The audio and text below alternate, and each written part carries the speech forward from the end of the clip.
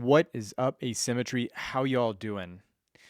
Oof, it has been a long day at Mirai, but I had a wonderful opportunity and ray of sunshine in this arduous seeming slog of the rainy Pacific Northwest day, getting to sit down for a few hours and getting to know Joshua Stewart a lot better. Josh is an educational psychologist that approached Mirai about helping with any of our youth education ambitions and endeavors. And through the One Tree Project, we were thinking about and working with some nonprofits in Colorado to try and create a summer camp week of bonsai. And lo and behold, it came together in Leadville. Adam Johnson, a few other members of the Rocky Mountain Bonsai Society, and Josh Stewart ended up taking a load of trees to Leadville, taught some kids some bonsai for a week, connected, and the outcome of the project was so incredibly positive and inspiring because beyond the kids, their families got involved, the community got interested, the camp counselors were psyched, and we just saw this expansive capacity for bonsai to really pull people in and have a positive impact and start to elicit some positive change. Anyways, it has stimulated more projects, and as a result, we're continuing to work with Josh in his ever expanding level of expertise on the subject matter of psychology, education, and bonsai. And getting to sit down with him today and talk about his recently launched podcast, Evidence in the Wild, which the link is in the description below, and to just learn a little bit more about Josh, how he got where he's at, how he thinks about his endeavors and ambitions, and how his projects have really contributed to helping not only youth, but also a large grouping of ages of individuals through the work that he does was super inspiring, really informative, and honestly incredibly idea stimulating for me because I realize he could be a major contributor to bonsai in North America in so many different ways. Um, it is a I would say significant podcast with a lot of information about the educational psychological practice, which is super fascinating and weaves in and out of the bonsai subject matter throughout it. But a wonderful, wonderful chat that we had. And I hope you all enjoy. Josh Stewart, everybody. All right. Always good to have a backup. I've learned in the game of recording anything that backup is key to everything. Yeah. I had a recent podcast that I thought I almost lost, and then I was able to find a backup, but I was glad it was kind of like built in to the process that Eve created for me. So I was pleased to see that worked out. Yeah. I think any content producers like the more that we can ensure we don't lose all the time that we spend, the better. Yeah, for sure. I was Well, I was just looking go for at Daisugi cultivation strategies on Cryptomeria, just as I was waiting for you to pop on, where they they cut a Cryptomeria like flat, and then it creates these lateral branches, and then they grow timber off of those lateral branches. Oh, okay. Yeah. Anyways, I don't know why I felt the need to share that, but I did. No, I was actually I think this was last night. I was looking into which I had never heard of this individual, but I picked up this archival book on bonsai, and it was on the Lars Anderson collection, which I had never heard of, but they were talking about cryptomeria and all kinds of things that they got when I guess this individual was an ambassador for Japan pre-World War II, and so that's I guess become part of the Boston Arboretum, but the cryptomeria came into mind because they were talking about some of the trees that he got from his stay from his diplomatic efforts in Japan. I don't know if any of them are still alive, but it's interesting to see how far things have come, particularly in the United States. Big pots and but if any of them are, and I'm sure some of them are still alive, it was cool to see. cool to see for sure. Yeah, I feel like I'm just looking it up right now in Boston. I feel like I've heard about this, and I'm pretty sure that it does still exist, whether or not they got moved to another collection. It says here it's in outside of Boston, maybe. That's the Um, last I saw of it. yeah, Um, Arnold Arboretum in Jamaica Plain, Massachusetts. Yeah, yeah, very cool. Super historical trees for sure. There's a yeah, there's like yeah, there's a and lot of it looked those. like some of the most significant ones ended up like dying because they were planted in the wrong medium and people didn't know what to do. And so, Mhm. circa this book, which I think was published in like 1984, so it's old. But it was saying of the 30 trees, I think there was like 20 some still alive. So hopefully by then, I feel like the 80s, it was probably a little bit better than the late 1800s. So maybe Hopefully, things, hopefully, right. No, hopefully, that was one of the challenges of all those historical trees. I mean, even when Japan gifted the United States a bunch of those trees. I don't know if you've ever heard the story of Fudo, where it was a very special collected Shimpaku juniper, very famous in Japan, and they fumigated it when it got to the United States and killed it. oh, And geez. yeah, so the carcass still exists at the Brooklyn Botanical Gardens bonsai collection. Ah, what a shame. We actually I just saw this kids book which we read recently. I have a 5 going up on 6 year old, and they have a kids book about the I think it's a Juiso white pine from post World War II. So it's like one of the most iconic in the National Arboretum, and they have like a children's story about like how it got here and what it's sort of like from the perspective of the tree, which was fun. And my son was like, "Oh, I feel so sad for it." And now the end of it is really nice, but it's definitely the obviously the protagonist of the story. But that was really cool too. That's the most information I've ever read about kind of a tree that came from Japan and is still alive, still a very iconic tree. I'm sure it has a name, but I did they have it in the book? I don't know, but it was really cool to see as a children's book. Yeah, yeah, that's very cool. There was an illustrator. I think he goes by Tom Will Tell. Maybe he's like a kids book illustrator, who does like amazing children's books, and his illustrations are fantastic. And he was in Portland doing a book signing and wanted to come out here because he was thinking about doing a book with bonsai for kids of some sort or another. Anyways, his plans got derailed, and I never got to meet him. But I was nevertheless like bolstered by the idea of people being interested, and wanting to like come check it out and like think about bonsai from that perspective. I think it resonates with kids. You and I have had that experience and seen it really work, Yeah, and so it's like the more that we can connect these trees to kids and kids to trees, I think it plants the seed for the future. So many of my students found bonsai when they were young, and whether they started then or whether they remembered it from then and then picked it up later in life, it's like that is such a formative period of time. But before you got on the call, I was just checking out your website and your podcast that you're doing, which for people that don't know you, you helped really bridge the gap for us with one of our youth engagement projects in Colorado that the One Tree Project was doing, and just had like extremely critical feedback that really elevated the project in a big way. But you've started a podcast called Evidence in the Wild. yeah.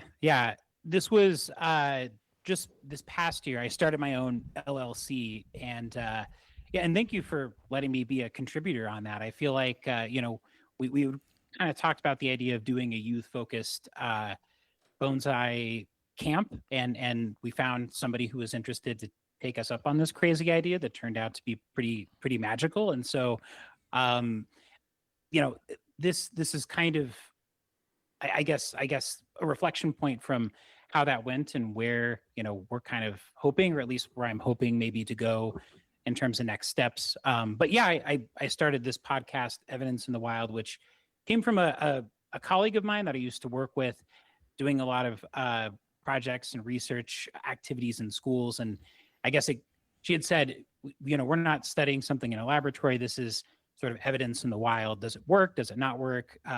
You have kids, and so I'm sure you've thought about the same sort of thing. Like, we're doing this new program at the school.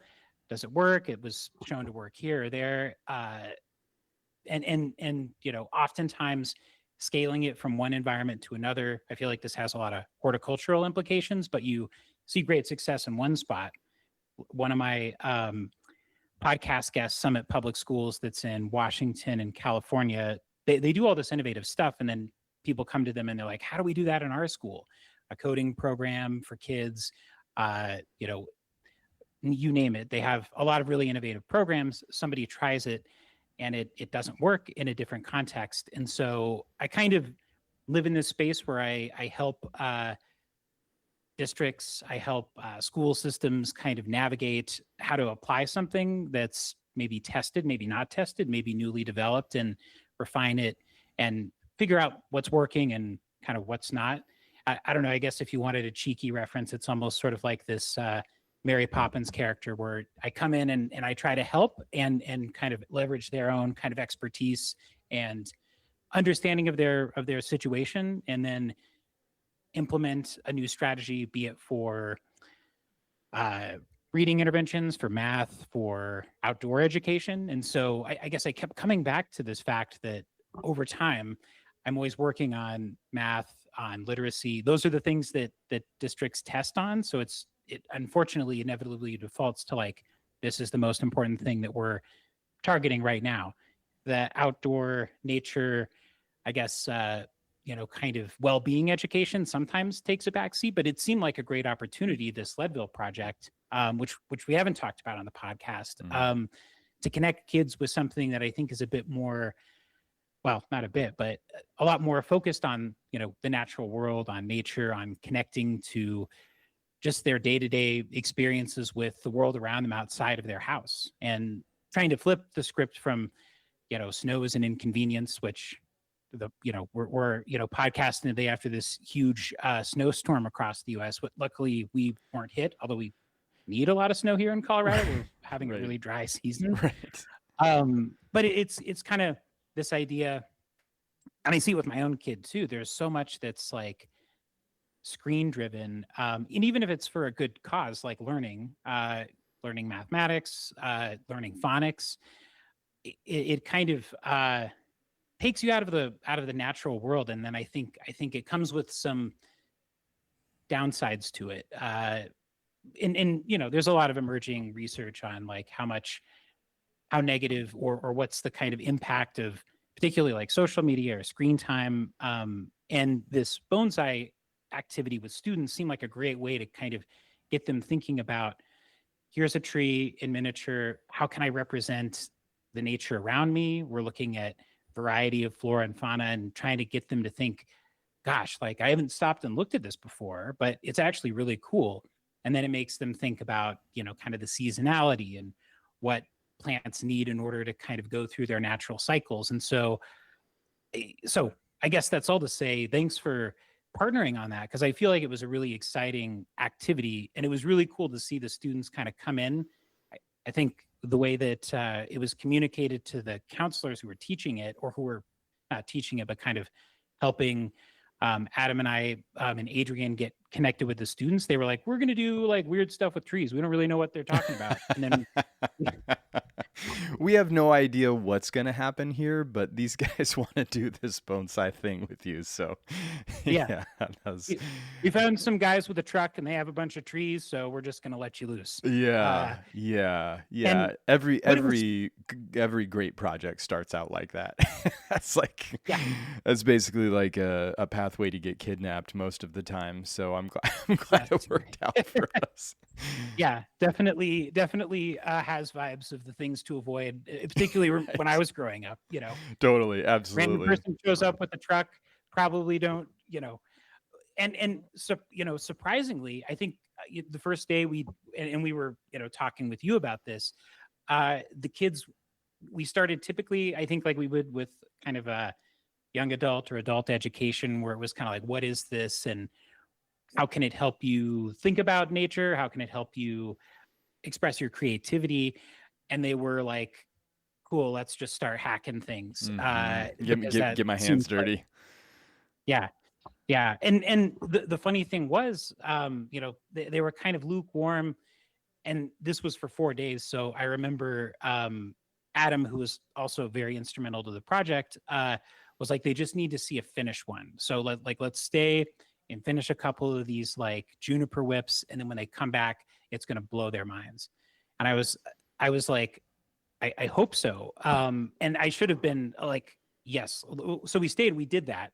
And lo and behold, he was right. Like the kids came back and they were like, what is that? What did you do? Mm. And they were like blown away by, kind of the tried and true simple whip that you kind of, you create pads, you create some movement.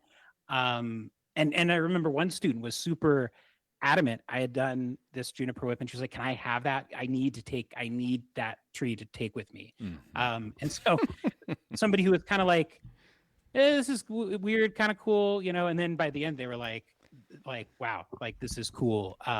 So that's a long-winded way of saying thanks for being a part of that collaboration. It was fun. Oh, I know. I appreciate it. I mean, because my experience, I've always wanted to create a youth program, and my son went to a Montessori school before he went to public school, and the Montessori school was like, "Hey, can you come do a bonsai workshop?" And I was like, "Sure, absolutely," because I'd actually tried to get into several elementary, middle, and high schools throughout Portland to do a bonsai course with their students, and everybody was like, yeah, you can talk to the art teacher, or you can talk to the language arts teacher, or you can talk to the science and biology teacher. And I never even got a response from anybody. Like I went and met with administration at several schools. They were like, we don't really see how this fits in. And it was pretty demoralizing because we did the project with Taft School, it was amazing, not just because the kids were so involved, but because they took the tree home and their family got involved. And that was really when I felt like there was a lot of potential here. And the family, parents, brothers, sisters, aunts, uncles, grandparents, the feedback loop was really significant. And I just thought there's a lot of potential here. But working with you was really an opportunity to start to understand at different ages, there's different developmental milestones and different age appropriate ways to approach the subject matter that keeps kids engaged or meets them where they're at. And I think the project that you and Adam and Adrian did, you were able to kind of find what interested each kid where they were at, because you were dealing with a fairly diverse age group in terms of the campers and whatnot. And I felt like that was actually what I wanted and needed to know from you was how do we connect with these kids in these different stages of development, different levels of maturity, different interests that evolve with age over the course of time. And that's kind of your bread and butter, is really understanding some of that stuff. But I appreciated our interaction, but I do want to come back to your project here, because you're talking about, with the evidence in the wild, you're talking about what happens when the study ends with all the information that you gain. And I'm curious, how do you think about that? How do you process the outcome? How global are those? You're saying a project works for one group and doesn't have the same result with another. Is that kind of where you come in and help them understand why it did or didn't work and how they go about improving it to get it to work? Like, just help me understand that. Yeah, yeah. A good chunk of time, that's exactly right. So a lot of the work that I've done in the past has come from school districts, from state departments of education, from uh, agencies, or basically folks that are working with adult education, K-12, early childhood, kind of across the board. And they'll say, we started trying to do this literacy program, and we're not actually. One of the best examples was this school out of North Dakota, Bismarck Public Schools. They were trying to do this kind of innovative self-choice uh, lab system where kids could kind of self-assign. They could have kind of free period in high school. They could have study hall. They could have they could pick a number of different things. You would hope they'd pick, kind of a subject that they needed the most support in, but um, oftentimes it would be they found looking at the data, they're most of the time picking to like socialize, which I mean, I guess if you've been in high school, that's probably like what they're going to go for, right? That's And 99% of life in high school. yeah, Yes, you got yeah, to yeah, socialize. yeah. And so it was like, well, how do we why is this happening? And what's kind of the how do we flip the script on that? And it turned out that a lot of them were like, well, if they're using this particular activity, which was kind of study hall, and the teachers are there, there's tutors there, it kind of has a negative stigma that these are the students who can't cut it, so to speak. And if you're using your free period, you're proficient, right? And so flipping it to kind of emphasize more of the student's autonomy and say, well, like, how can we make this particular topic interesting and exciting for you? How can we give you some agency so you're not coming in here and it feels like a punishment? You're obviously choosing to come in here, but more students are choosing to not do that because they feel like it's a punishment. So working with the teachers, working with the principal was kind of like, okay, what is the main problem that's preventing them from doing this? And then how can we engage their kind of interest and excitement and make it something that they want to do? And lo and behold, once you kind of pull on those levers, you see a big change in how students are utilizing it. They're going with their friends. They're trying to think about how a particular math task applies to their life. And so in a lot of ways, it's kind of like, I feel like the brain really hates doing kind of mundane tasks where you don't really know, like, well, like, why am I doing this? It was how I learned math in high school, where it was like, do the Pythagorean theorem, trust us, like, just go through it. And it was like, well, like, why? And oftentimes it was like, well, it's just a part of the curriculum. Trust us, go through the process. And so kind of flipping it to explain the why, how it could apply to your life, or what are some fields you might be interested in, across the board, really flipped engagement. And so I think those are a good chunk of the projects where it's like we've been trying something, it's not been as successful as we want, and we want to kind of hone in on what are the small tweaks we could make to really improve the educational outcomes across the student body we're trying to kind of impact. I did another project recently with, which is actually, I think, pretty cool, but teacher apprenticeship program. So rural states, really hard to recruit like young, kids who are just finishing their program in high school, or sorry, not high school, in college, and come to a, kind of remote town. The idea has been, we already have folks, and this is kind of the adult side, we already have folks that are really interested and that have been doing this, but they're not fully licensed, fully certified teachers. How do we build an apprenticeship program where they can both get on the job training, they can still get, kind of they can still have their regular role, but then they can become a fully certified teacher afterwards. And so how do we like build that from the ground up? What does the research say? But then also, as the kind of support provider, asking or kind of contributing, what are the things you could do differently in your particular setting to make this hit as hard as possible, to make it as effective as possible? So it kind of runs the gambit. It could be early childhood, it could be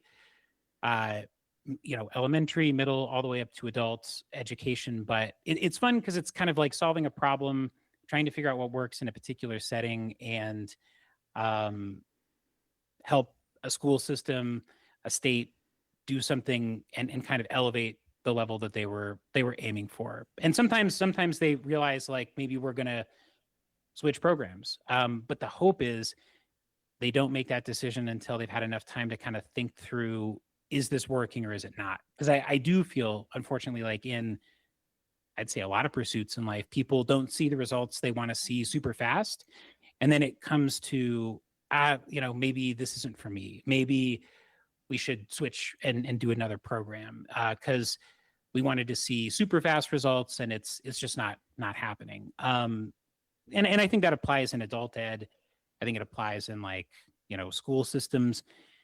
So it's like this, kind of try, abandon, repeat cycle. And so kind of trying to break that cycle, if that makes any sense. Yeah, yeah. Well, I was going to ask you that because even if I just go back to what I said about several students that I have started bonsai or were exposed to bonsai when they were young, but they may not have started doing bonsai until they were much older, but they can directly correlate their bonsai activity and passion and desire to re-engage with the art form from that exposure at a very, very young age. And so it seems like in the world of rapid results that it would be very challenging to be measuring the success. And you're looking at, once it ends, how do we actually measure whether it was effective or not? And that's kind of what I was going to ask you is, how do you make that assessment knowing that some of this might be planting the seed for the future and it's an incredibly important thing to be doing, but you can't necessarily know that or prove that now? Yeah, yeah, that's huge. And it makes me think a lot about like how we choose to measure that. It actually, I had an epiphany the other day. I was listening to your podcast on judging. I'll circle back to this. You probably already thought through this, but I think oftentimes like the measure we use to say this is effective or is not effective. I'll use an example of this innovative math program that was designed to kind of it's an application based thing, but it's designed to get students to connect their math learning to who they are as a person, drawing on their personal interests, personal background, and then get them thinking about like, well, why would I care about this? And then when they are stuck on something, it kind of tailors the support it gives to where they're at, kind of in their math journey continuum. One of the things that I saw for this program that I thought was huge was students were more excited about math, they were less anxious about it, and they were able to make a stronger connection to its application in their daily life. But they didn't have the blow this out of the water state test scores or district test scores. So one of the advisors I remember saying like, well, why would anybody, kind of from a cynical perspective, if I'm a superintendent or if I'm a principal and I see this and it's like, well, we're not getting like huge test score gains, but maybe you are seeing students that are getting more excited about it, then they take more classes and they go to college for it, then they go into a career for it. You can't measure that, which is really a bummer because I mean, you can if you do a long-term follow-up study. And you probably could if you administered a survey to them or if you looked at their course taking behaviors, but that's kind of what I was talking about. If you're, canceling a program and then doing something else, is you look at a metric and you say, oh, okay, this is the metric we're going to judge success by. And then you don't see it, but you didn't look at, oh, did it spark more creativity? Did it spark more personal interest? Did it get students excited and want to be or see how math applies to a career they're interested in? You may completely miss the mark when it comes to continuing or abandoning that program. And unfortunately, in some respects, like that's the way that a lot of, at least in the K-12 space, programs are judged. Is it getting us, and there's a lot of reasons for that are outside of, schools' control. But the idea being, if we don't see those immediate results, maybe it's not worth funding. But you never know. You could have created a huge passion for somebody in an area that they were never interested in. And the metric you're using to judge it is based on something that you're not actually trying to measure. In fact, one of my favorite, there was this cartoon that one of my doctoral advisor members had on his board in his office. And it was this person standing in line with a huge cart of groceries. And the line says 5 items or less, but there's a 5. It's not spelled out, and then the rest of it's words. One person behind the guy in line is thinking this person can't read. The person behind that person is thinking this person can't count. Like, what are you measuring, right? Like, are you measuring? So it kind of goes back to, are you even giving it a chance? And if you're not measuring those things, and those are arguably more important for the student, right? So I don't know if that answers your question, but I feel like it's along the lines. And I feel like you started this out by saying you were listening to the judging podcast. And I can't help but wonder if your thought about the judging podcast is that there's a lot of value in the community judging because you're investing in the future of exposing people to the process of judging. But I'm just jumping to conclusions. I want to hear what you were thinking when you were listening to the judging podcast. Well, so in the education space, there's a lot of so if we're talking about like writing and writing essays, and the difference between craft versus artistry. So craft is, if I'm thinking about it from a purely educational like standpoint, and I'm learning to write a story, can I have a, beginning, middle, an end of a story? Am I using, my am I following kind of the standard rules for the standard story? Yes or no?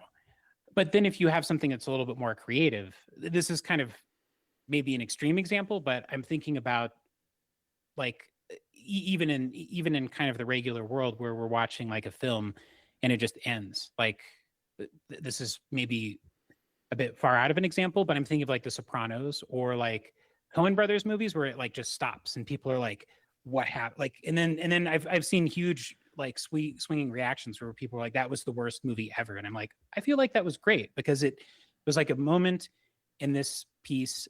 Then you have to kind of be on your own for what's the conclusion. That's the artistic component. So if you're judging it, like if you gave that story and you rated it in kind of the standard high school uh, writing exercise, you'd probably say, "Nah, this is like a C because you didn't have an end," and so you sort of limit its ability to demonstrate its artistry. And there's a lot of research in the education space. When you think outside the box and you're a gifted student, you can get penalized for that because you've already surpassed kind of the basic. I have the craft. Now I'm pushing the boundary. Well, the rubric is saying, well, we're judging you on craft. We're not judging you on your creativity. So you're going to get a lower score than the student that followed the rubric to the letter, but you demonstrated your creativity. That's a net negative for you. So the thing that I was thinking of is you're kind of measuring two different things. You can measure, and I think that gets hard, but in the education space, if you're measuring creativity, it requires, I think, a lot more thought and a lot more reflection from the person who's making that assessment Right. than the person who's like reading the rubric and saying like, okay, did they do this? Did they do that? Check this box, move to the next one. And so in the education space, I feel like sometimes that can be demoralizing. Hopefully you have, if you're an adolescent and you have family at home and they say, no, you did a really good job. And here's why. Uh, that can be a protective factor. But I do feel like sometimes, and this gets back to kind of the regular way of measuring if something's successful or not, if we're always using the standard metric, you kind of default to the way you were describing it, craft over artistry, if that Mhm. makes any Yeah. sense. Yeah. Yeah. Yeah, it is as you're talking about this, I'm just thinking about I remember I had an English teacher that pulled me aside one time when I was in like 5th grade, 6th grade, and she said, "I just wanted to pull you aside because I'm reading what you're writing, and if you know what you're doing here, I want to let you keep doing it because it's really interesting. So if it's intentional and you understand the English language and you're writing in this way, it's really, really interesting. But if you don't understand what you're doing here, I need you to understand how to do it sort of the fundamental way, and then we can move Mhm. into this and you can do so with intention and kind of harness the tools of the Yeah. English language in the written form." And I really that was really meaningful to me because typically I found school to be fairly uninteresting, so I was always looking for ways to kind of twist it and Yeah. find challenges, and not saying I'm like super smart or anything, but the way that it was taught, the organization of school worked with my mind and I was able to organize the information very well. So I was always looking for ways to just make it a little more interesting or do something a little bit different. Even at a young age, I was always thinking about how can I twist the rubric or the protocol to make it something with a little more pizzazz or something just a little Yeah. more exciting for me to be working on so that I actually was invested and cared about it. And I think that it's a real bummer as you see the creative arts removed from schools as a valuable aspect of the curriculum, arts and sculpture and wood shop and whatever they called, like auto body mechanics. We were just talking about this down in the workshop the other day. Like Brock, Brandon, and myself all had wood shop in high school, and that was a very formative thing. Even though I didn't become a woodworker, it was a super formative class, and a lot of people used it to get high at lunch and come back and sit in wood shop and sort of sand and not really do much. But there were a lot of kids Yeah. that like learned how to make stuff, and it was really pivotal for their creative process or for functional knowledge. And those things are going away in modern education because of this rapid necessity to prove that this is getting kids somewhere to do something. But I had not really thought about that in relationship to the fact that you connected it to the judging conversation. I'm really going to have to think about that in terms of where the value lies and how judging can start to calibrate these different things and whatnot. Because obviously I'm very outspoken about my opinions on judging, but you've given me a little bit of a different angle to think about and look at it with. But what is your background? How did you get into all of this? Like, what sets somebody up to be you Yeah. doing this? Yeah. So interestingly, and this is a part of my background, I've just kind of, now that I'm in my 40s, I've become a lot more comfortable talking about. But so I grew up actually in Manitou, if you're familiar with, Sure. kind of the Front Range town. So it's kind of like a mini Boulder, it's like where the incline is. But growing up, and I still am dyslexic, and so the idea was the educational system sort of I didn't fit into one of those boxes like we were talking about. So not a student that anybody knew what to do with, which I don't blame anybody. It was the 90s. People were, kind of, it was kind of a new thing. And so I had to kind of live outside of the standard box of what would work, what wouldn't work. And going through that process, I kind of reflected on, this sucks. And if there's a way to kind of change that and meet folks where they're at with, be it interest or the way their brain works in education, I'd love to do that. And so I ended up going, and I found a great mentor, my doctoral advisor at University of Northern Colorado. I went there from undergrad all the way to my doctorate, because I was really interested in, like, how do I flip the script or change things, even if it's in a small way in the education space, to make it so, you know kids don't have to go through that arduous process. Because in a way, I feel like, you could argue that it builds like grit and resilience, and there's a lot of good research on that front. And I think it can be helpful. But my sense was, I'd like to really focus on interventions, programs, practices that can help change the way that we do things. And it can be across the board, for early childhood to post-secondary readiness. But that was kind of where my original framing kind of started. Mm. And it was in high school, I started taking some psychology classes and learning a little bit more about how the brain worked. And when I enrolled, I remember, which was fair, I'm glad people said this, but during kind of pick your major process, they were like, you're going to have to at least get a master's or a doctorate if you want to do this. And I was like, yeah, that's fine. I mean, I probably should have not flippantly thought, yeah, I'll do it. It's Yeah, fine. yeah, no big Just deal. Yeah, no doctor, big no, deal. no problem. Yeah, I'll figure it out. But sometimes it's good not knowing what you're getting into. Otherwise, you might have second thoughts. Yeah. So that's kind of how it started. Was just an idea to say, or a perspective of saying, I think we could do things better. I don't know what that is, but I'd love to learn, and I'd love to kind of be, I don't know, somebody that can jump into a problem, new innovation that's trying to be developed, and add some support, I guess. Mm-hmm. Mm-hmm. And where does bonsai? When did bonsai come into all of this for you? Good question. This is probably a more common answer, I feel like, these days, but it's always been something I've been interested in. And my wife and I love to garden.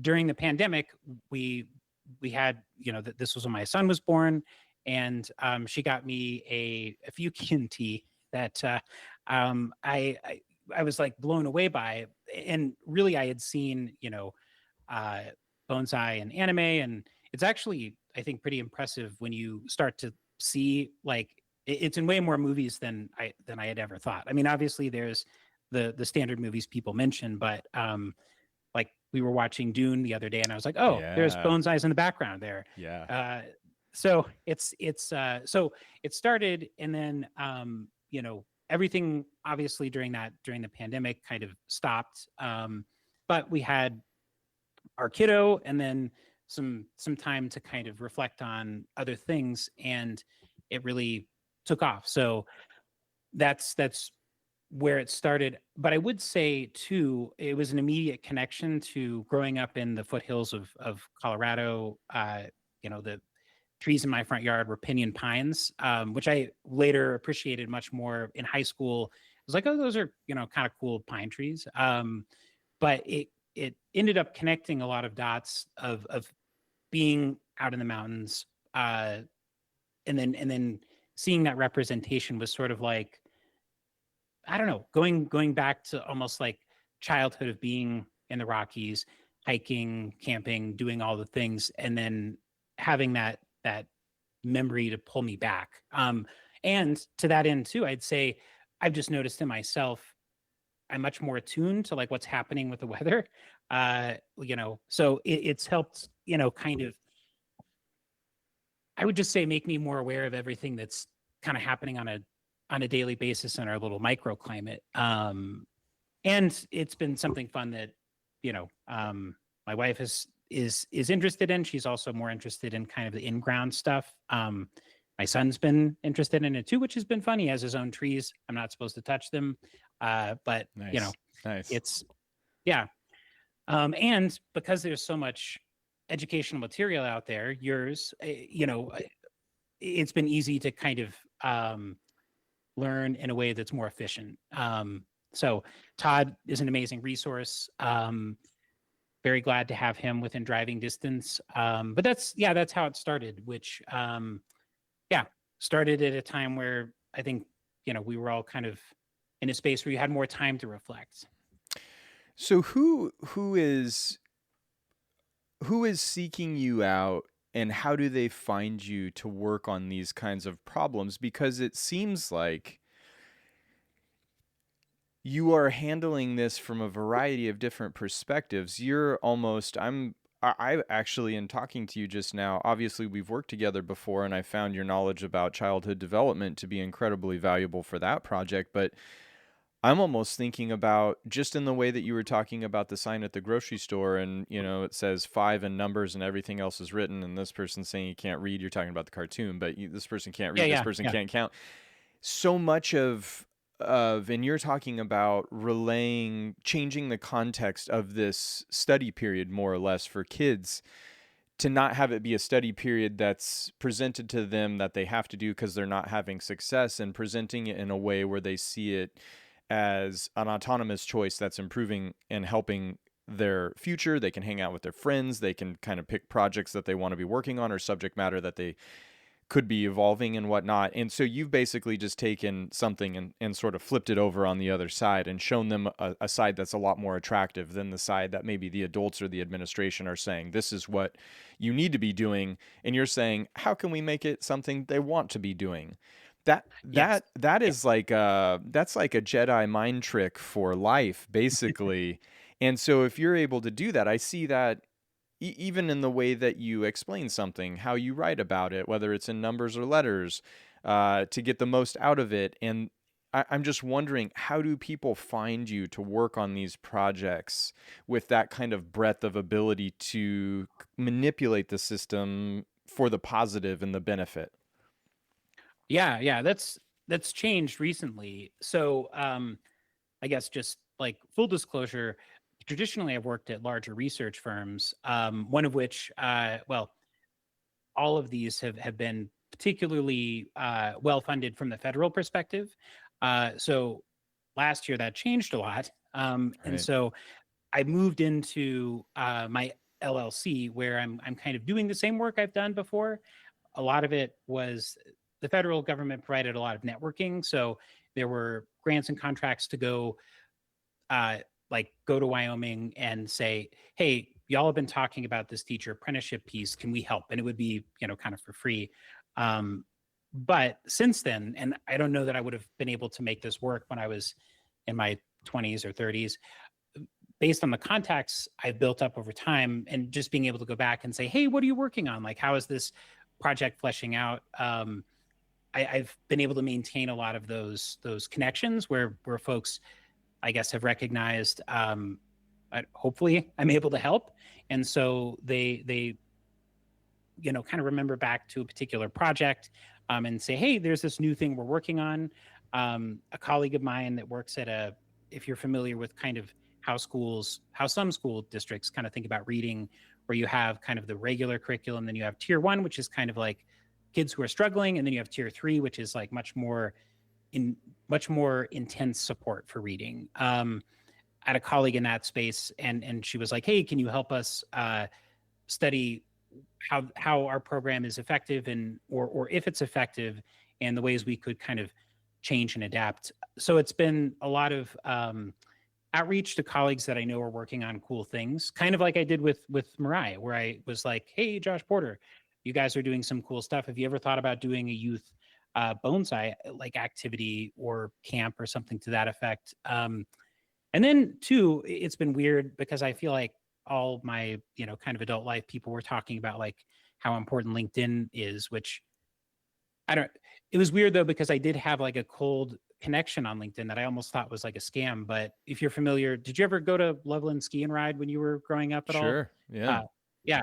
So their education crew reached out to me and they said, hey, we really want to develop a clinic for our ski instructors on growth mindset, on sports psychology. Would you do that? And I was like, yeah, that would be awesome. I would be honored to do that.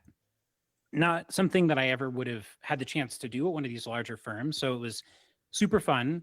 I was floored with the amount of people that were wanting to come. I think we had a enrollment for the first class. It was like 10 people and we had like 30 people come. And so it was like, Oh, wow. it was really cool. It was fun. And so it's been a mix of like folks that I know are working on some stuff, and then just kind of asking, how are things going? Is there, just because I'm also curious too, just to catch up. That's also kind of where the podcast came from, was catching up with people, learning what they're working on, and then just thinking, hey, this would be a great conversation. I don't expect it to lead it to anything, but I think folks would be interested to know how you all tackled. We just released one on micro experiments that the school in Philadelphia happens to be doing. They've empowered their teachers to kind of say, hey, you may have noticed something you wanted to try, an innovative strategy. We want you to try it and then come back to us and tell us if it worked. And if you fail, you're not going to be penalized for it. We want to foster innovation. And so those are the kind of projects I like to get on if I can. And I guess unfortunately, it's sort of who you know. And if I was just coming out of grad school right now, it would be very hard. Well, it sounds like too, your curiosity is also driving the boat, because you're genuinely asking because you want to know. But what do you want to know? What excites you about all of this? Like, what is and I'm thinking about this from my perspective, so forgive me if I'm thinking about it too narrowly, but I'm always looking for that moment where I feel that surge of interest for me with whatever I'm doing. Yeah. What is that surge for you in your field?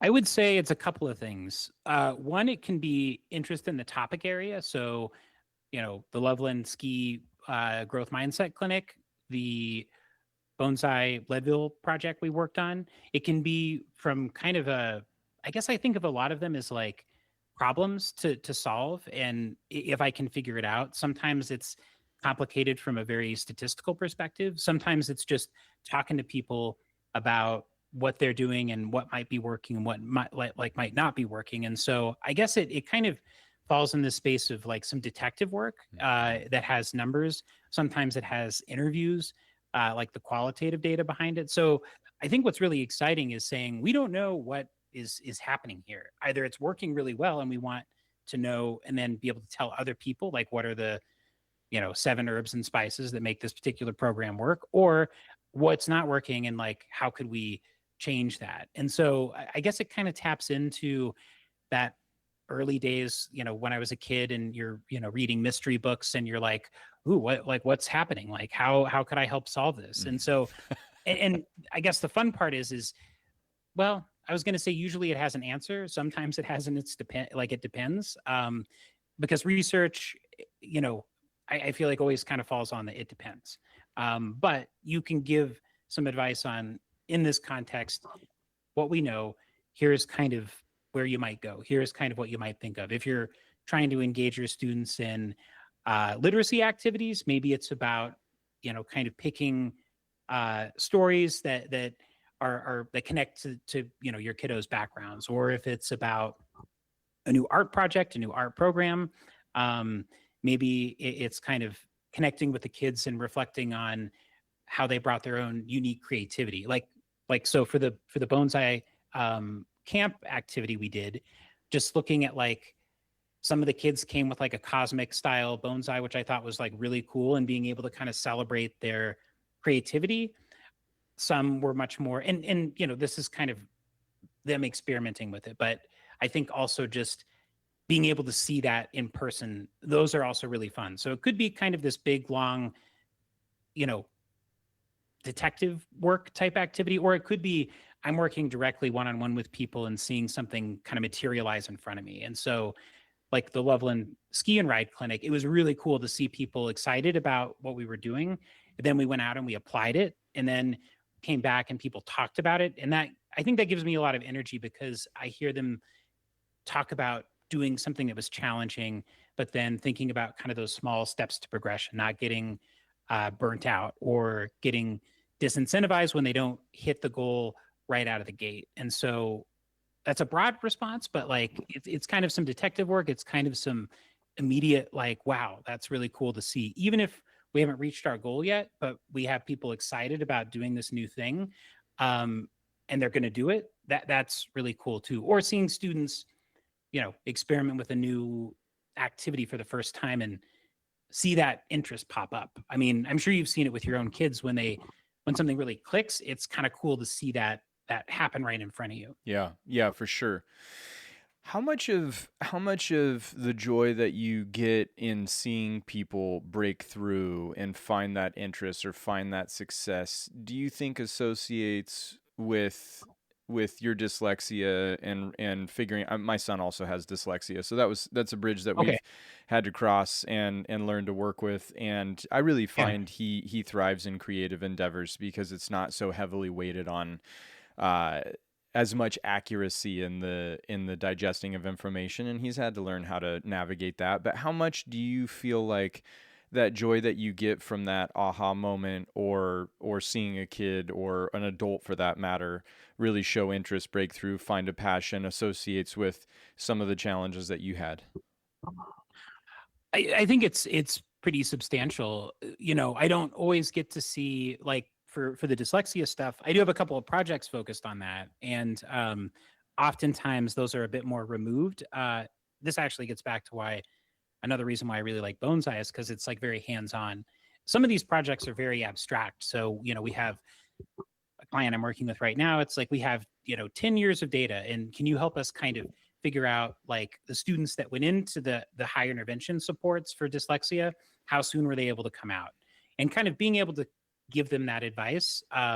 That's kind of like a mile marker of excitement to say, oh, it looks like if you're able to intensively support this student for 3 months, it looks like their trajectory changes substantially. If we Another kind of example is if you are really able to get students to connect algebra to something they're interested in at an early age, it really increases the likelihood that they're going to be successful. So if they're taking it in middle school, it really increases the likelihood they'll be successful in high school in math. And so seeing kind of those more abstract pieces where it's like, oh, if you do this at this point in time, you greatly increase the likelihood that your student's going to follow this really positive trajectory. And then the other side of things, the more immediate side of things, I mean, I can think of, and again, I mean, the dyslexia piece is a little harder because generally I'm working with more large data sets, program effects. But I would say too, some of the most, kind of fun things has been applying some of these educational interventions with my kid, learning math, learning phonics, and just kind of knowing what I didn't have when I was a kid, and then being able to do that with him, and then see him excel at it. I don't know. I mean, I find great pleasure in just kind of seeing him learn to read and be able to count. And we're running errands, and he's like asking, or he's wanting me to ask him basic, arithmetic questions, and he's nailing it. And I'm like, that's really cool. And it looks like some of the stuff some of the work that I've done when I use it with my own kid, it seems to work. That's pretty cool. That's rewarding. That's awesome. That's Yeah. the most important test group. Yeah. Yeah, it is. It is. And then sometimes I've heard a lot about like, don't teach your kids how to ski or swim, get somebody else to do that. So, he has, thankfully, because of the work with Loveland, they were like, oh yeah, he can get free ski lessons. Like, that's great. So I don't want to be the parent, because I don't think I would, but I've seen parents that are overcommitted, right? And so they're getting really frustrated because they learned math differently, or they know how to ski and they're trying to get their kid to do it. So I don't want to be that dad that's, kind of abrasive on that front. But then also too, like even in the bonsai space, I've had the chance. We're going to have another round of teaching at Denver Botanic Gardens. My co-teacher for that is Will Kearns. Nice. But seeing like the way that seeing the way that just going through a day class kind of changes their perspective. Those are kind of the immediate ones where it's like I can do an instructional activity, I can do a coaching on a particular activity. Those are a lot of fun. But yeah, sadly, I don't see a lot of the dyslexia stuff at the personal level. And who knows, my son may end up, kind of in that same bucket. There's a genetic link. But it is fun to see kind of the research-based stuff. You apply it with your kiddo and it works. Yeah. There's a lot of ups and downs with parenting. And when you see those small wins and you're like, yeah, that worked. Like, it feels really good. Totally. It's all about the small victories.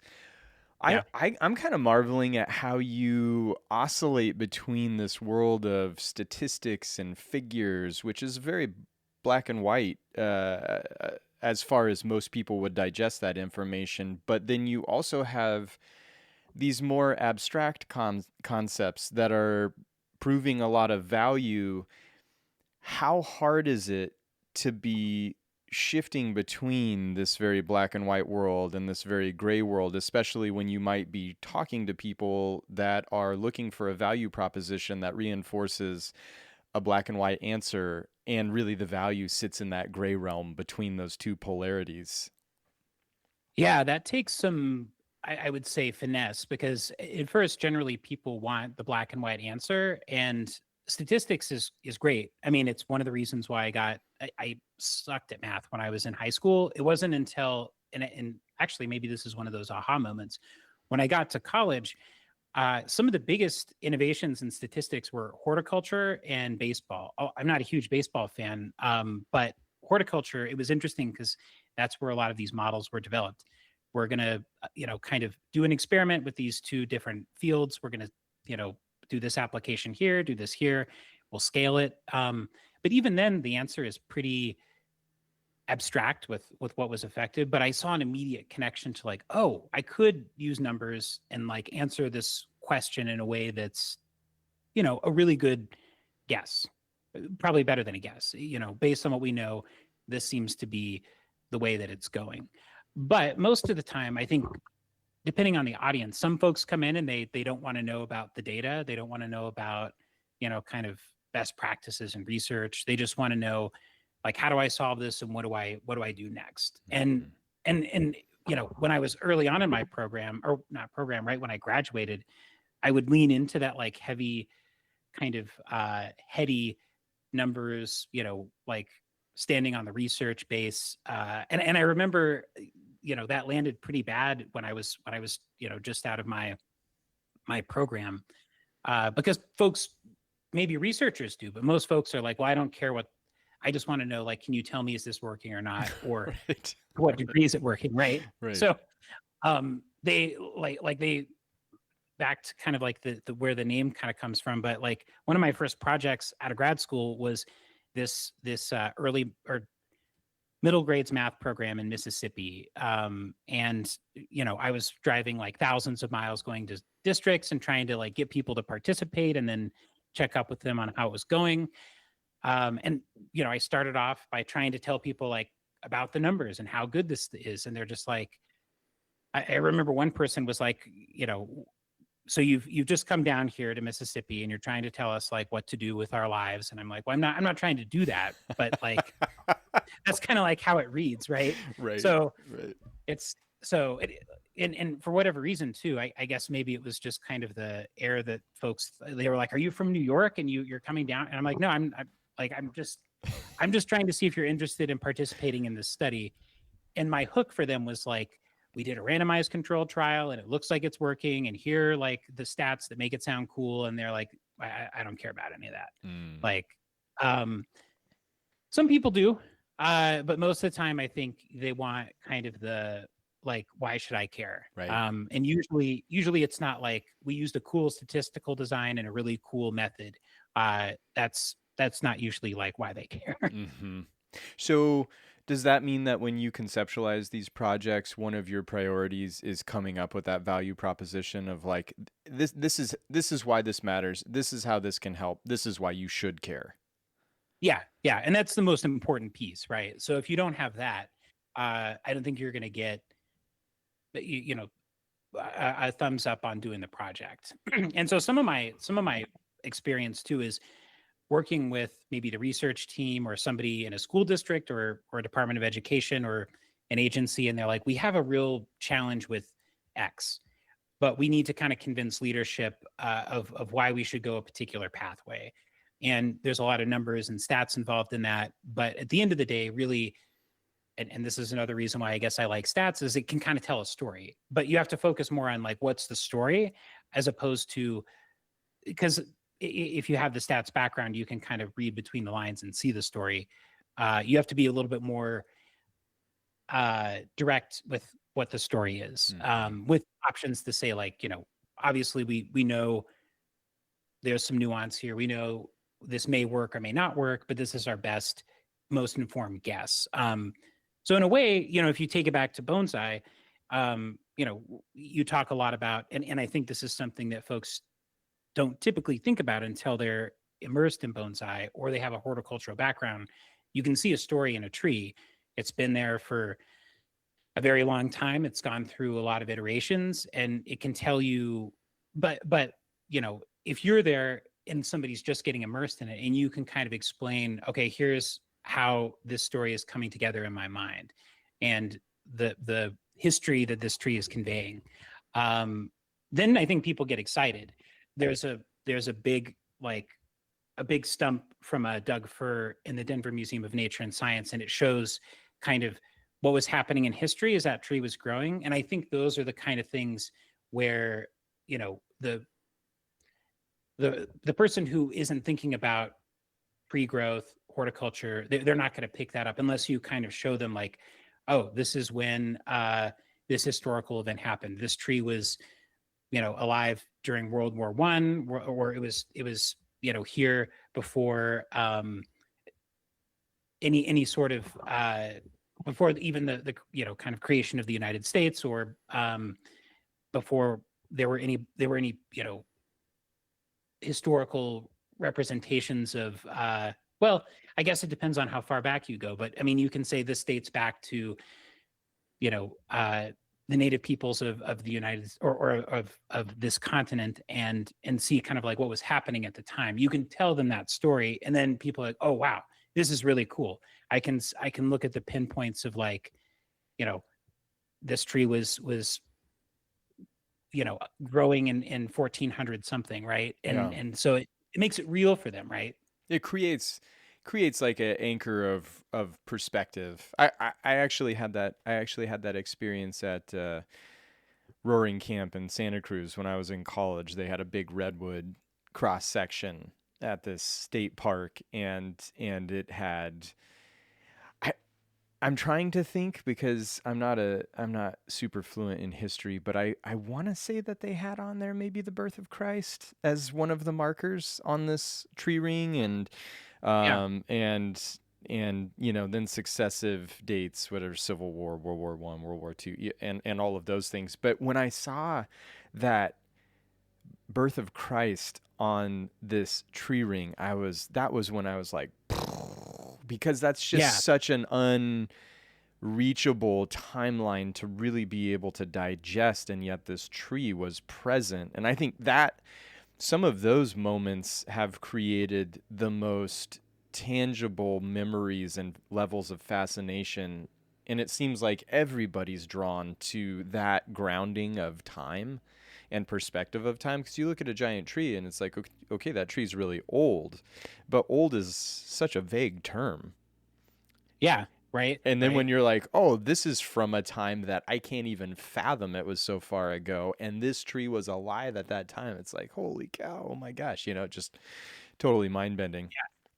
Yeah. Yeah. Yeah. Just looking at that cross section. I mean, my mind's already going there if I'm looking at like how old it is.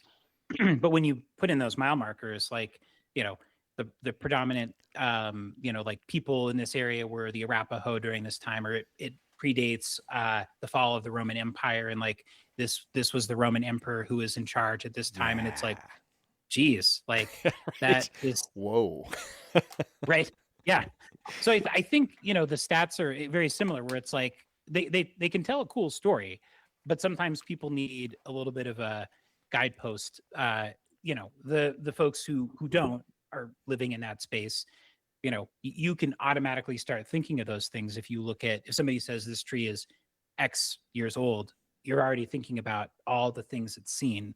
So I think in a similar way, it's people love stories, and if you can give them a story that kind of connects to their understanding of a decision they want to make or the way they view the world, it can hit really hard. Yeah. Yeah. You're in such an interesting part of the country for bonsai and bonsai history, because Rocky Mountain Bonsai Society is an old club. And Yeah, Colorado was also a location for internment camps during World War II. So there's a large Japanese American population in Denver, and there's a lot of history in the clubs of Japanese speaking only clubs, and then clubs that started to welcome in Caucasian people. And I was part of a podcast. I forget what it was called. I want to say it was some sort of Colorado public broadcast radio project, and it was about the internment camps and the history of bonsai in Colorado. And it really got me thinking about just the malleability of history, and these rare locations throughout the country that have this yeah, kind of long-standing timeline as it pertains to a relatively young bonsai culture in North America. But I also, when I was in high school, remember finding Harold Sasaki, who I'm going to podcast with here next weekend, and I'm oh really wow, excited to talk to Hal because we haven't caught up in a long time, and yeah, his he's great. his role, yeah, he's amazing, huge mentor to me, but his role in Colorado bonsai history is very well marked and needs to be understood. But he was telling me about projects that were happening at the big penitentiary down in the southeast corner in Trinidad or around that area. I guess there's a Oh fairly high wow, security penitentiary, but they were doing a lot of bonsai, yeah, like um, not treatment, not rehabilitation, but just bonsai as a tool to give the inmates like a healthy outlet. And it yeah, was wildly successful. And we're talking back in the 80s, early 90s that they were doing this down there. When we did the Leadville project and then followed up with the Rocky Mountain Bonsai Society and talked about the project, it kind of stimulated this blossoming of ideas from RMBS members of where this could also be applied. And one of those was veterans, and another one was the prison system. Again, it came back whether or not somebody was associated with those original projects or whether there's just a notion that bonsai can contribute positively. How interesting do you find that, to start to take bonsai with the knowledge that you have and the ability to actually create hard data, function in the abstract, Like, do you see bonsai being a major tool for you moving forward in your professional life as well as a potential subject of future projects? Or, Yeah, I'd love to. I mean, I've heard. I don't have deep knowledge on the inmate activity you were mentioning, but I think it sounds like it has phenomenal benefits. I've heard some connections with veterans groups, and I feel like just the amount of mindfulness that it brings. And I think as you start doing bonsai more and more, it can be a source of a lot of stress. But I think when folks are yeah, getting into it, it feels very. I feel like people say that all the time with because our garden is kind of a mix of bonsai and then flowers and vegetables, but it is stressful. But I think when folks first get into it, it is very. You can't be on your phone. You can't have, or you shouldn't really have divided attention. So it gives you a chance to really focus and take your mind out of whatever else might be happening. And so I think for students, I think for veterans, I think for the inmate population, I think it has some really profound therapeutic effects. And if folks are able to keep it alive afterwards, I think it gives them that gateway to be more engaged with nature, to think about it as something that's a way of seeing how their own life is tied to the seasons, and what the tree needs based on the season. So I really am thinking, especially in a space where there's so much push from a digital perspective. Some of it's great. I mean, it's nice to be able to have conversations with people, over the web. And then at the same time, you think about the sheer amount of notifications and everything that you're getting bombarded with, or even just trauma and just things that you're psychologically dealing with. I feel like bonsai is a great way of grounding that. And I feel like there are fewer and fewer opportunities to have that time to slow down. yeah, Uh, and I think with the students, with the Leadville project, it was great to see that because, granted, I think at that age group, I noticed it with my own son. It's hard to have like sustained 2 hours on an activity, but I would say net positive, they were far more focused on it for longer than I would have expected, and then they had this continued level of interest going forward. hmm, So I think it has phenomenal therapeutic components, and two, I mean, even in the public school system, I think there is a lot of talk of anxiety and depression, and I think this is another way to help offer an outlet that isn't on a screen, that isn't about testing, that isn't about proficiency, but it's about grounding and connection, and learning that you're a part of the natural world. No matter what you try to do on a screen, it's always going to come back to that. So I'd love to hear more about what Harold was doing, on that front, because it sounds like a great project. yeah, yeah, yeah, yeah. I'll be sure to ask him about it, or at least get some background on that subject matter, because I do think it offers value. A good friend of mine, David Cutchin, has used bonsai to help people treat depression, where he's at down in Florida, and now he's relocated. And just talking with you's reminded me I need to catch up with him and see how he's doing and ask him a little bit more about that, because ultimately it's great and all to do bonsai for personal whatever, relaxation, grounding, therapy, enjoyment.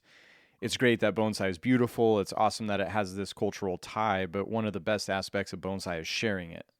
And once people Yeah. see, it's like those kids in Leadville, whether they're doing bonsai right now or not, they had an experience, and I guarantee you they don't see trees the same, they don't see nature the same, and that's going to live on with them and maybe circle back at a point in life where they need it and they can really pull on it as a valuable thing to help them get through some tough times, or just to find general value and peace and grounding and all of that stuff in life, which is tough to come by these days because it really is Yeah. a hectic environment and the pace of things is only increasing, which is tough. The other thing I've been thinking about as I've been talking to you is this notion that AI is really coming.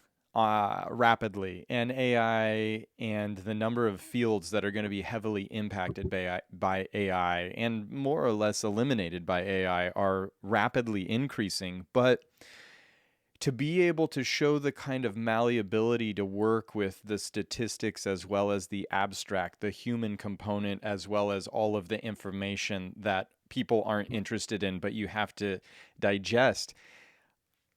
Your profession is one of the first that I've heard recently, and obviously I'm biased outside of a bonsai professional, that is more or less AI proof, because the human component of it for you is such a pivotal and critical aspect: relationship building, communication, being able to listen between the lines, to hear it and decipher what's actually needed, and then to be able to walk both lines of the information plus the humanity that's involved in your projects. It's really pretty radical what you do. Are there a lot of people like you? That's a good question. I have a lot of friends that are in this space. As far as like what share of the kind of, I don't know, research community, it'd be hard to say. But one of the things I've been trying to do with a couple of my colleagues is create kind of a bridge where you have folks like me, and then you have teachers, parents, even able to kind of interface directly with experts. So it's a way to kind of make it easier to find that person. And I will say, I do feel like people, especially if it's related to something important. So, like for you, people care deeply about their bonsais. They want to make sure they're healthy. They want to have the aesthetics down, the nutrition down. And I think it's hard to get. I mean, you can chat with ChatGPT and say, "What do you think about this? What do you think about that?" But I think for important decisions, they want an expert to talk to. And Mm-hmm. so, I was talking with Isaiah Gray about this. He was providing some advice on just, kind of starting an LLC. And he was like, people, he obviously has a lot of experience in kind of the veterinary space. And he was like, people will come in and they'll say, oh, my dog has this based on what ChatGPT says, but I need to talk to a vet. I need to talk to like a real person. And so I do feel like, I hope at least there's some of that, because I think it'll have more value, I would hope, going forward, or value we haven't really given to it in the past, because you had to go to that person. But AI makes it easy to be dangerous about something Oh, that totally. yeah, Totally. It's like yeah. it's So like looking up your bonsai health issues on Google. It's 99 times out of 100 it's wrong. But you can it still is. find it. It's like, oh, I've got a cough and a cold, and then Google tells you you've got cancer, and it's like, oh my gosh, it's like Yeah, such a gnarly reality that you're presented by these tools. I just see yeah, the yeah. human aspect. What would you call your job? What are you? Well, technically, I'm an educational psychologist, but I would say, gosh, it's hard to pin down. You do so I much more do. than psychology, though, because you're handling all of these different aspects of the project, unless that's what a psychologist does. But I've always thought what a psychologist does is narrow compared to what you're doing. Well, it kind of depends, right? When I was trying to frame this for the Loveland folks for the growth mindset and resilience training we were doing, and I was like, the psychology we're going to be applying here is more about how the brain learns, how it responds to challenge, and how it responds to overcoming those challenges, and then how you're able to kind of set like measurable goals that are attainable. That's a big chunk of it. Another chunk is statistics, which from the research side of things, you kind of need that in your back pocket to diagnose. But I would always say, we're not going to talk about your mom or your dad. That's a different type of psychologist, Right. right? Right. Uh, it's that's more of the clinical side. This is more of the, I don't know. I guess I would call it like applied technical support and research. But that still seems a bit abstract. Hmm. But yeah, it has kind of like a coaching component. It has a crunching the numbers and figuring out what to do next component. So it has kind of the detective side. It has kind of like the partnership and co-development side, and it has kind of the I don't know, I would say maybe curiosity of trying something new and helping folks not think of the end goal that they're hoping to achieve as the only mile marker. Hmm. And so it kind of I don't, yeah, it kind of hits in multiple areas. And the upside is that I've been able to kind of do stuff that I think is, fun, which is huge. Yeah, yeah, definitely, especially with the rigor that it demands. You'd have to enjoy it.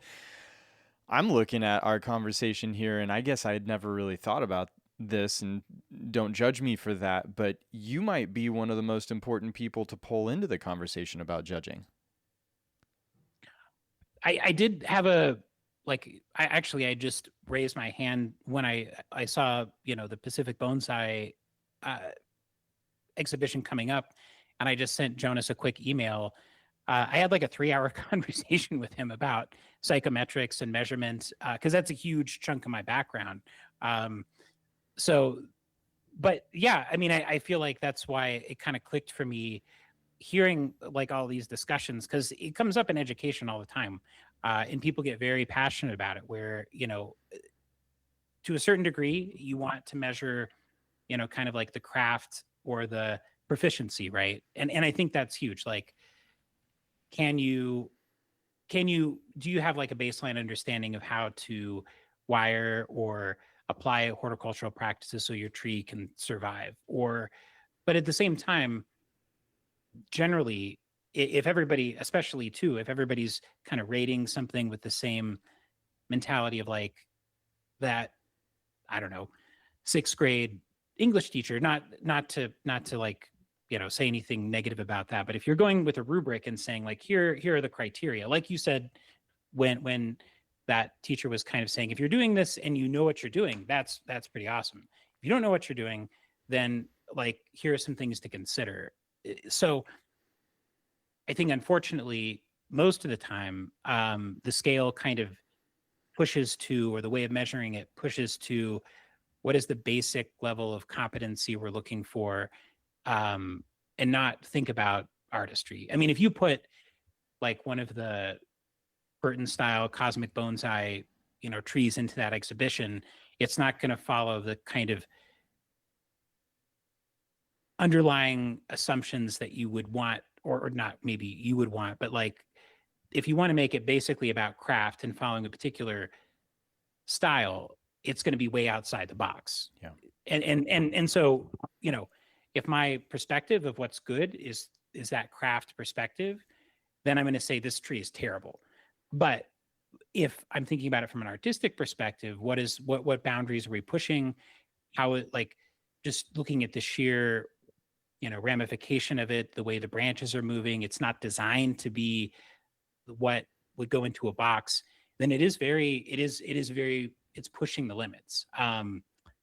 But I think people have been struggling with that for a long time. I mean, even my wife has a background in music, and looking at like some older composers that I really like Debussy, you would say, if you judged him from a previous model, you would say this is crap because he's using pantonal approaches. This is not good. And today it's like, that's a different style. That's a different approach. He was pushing kind of the artistry of it. And if we judge him from a box, it's not going to, you're not going to foster innovation. Right, right, right.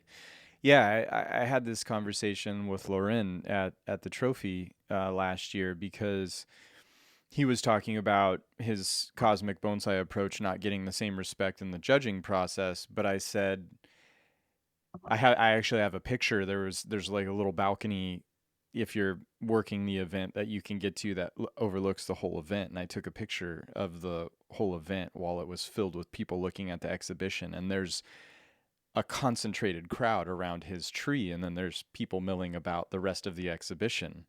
And so what is your objective? Because if the prize was for the tree most viewed, most talked about, most discussed, most intriguing, his tree wins all day long. And there's Yeah. the visual proof is there. There was always a crowd around his tree, never a crowd around any of the other trees.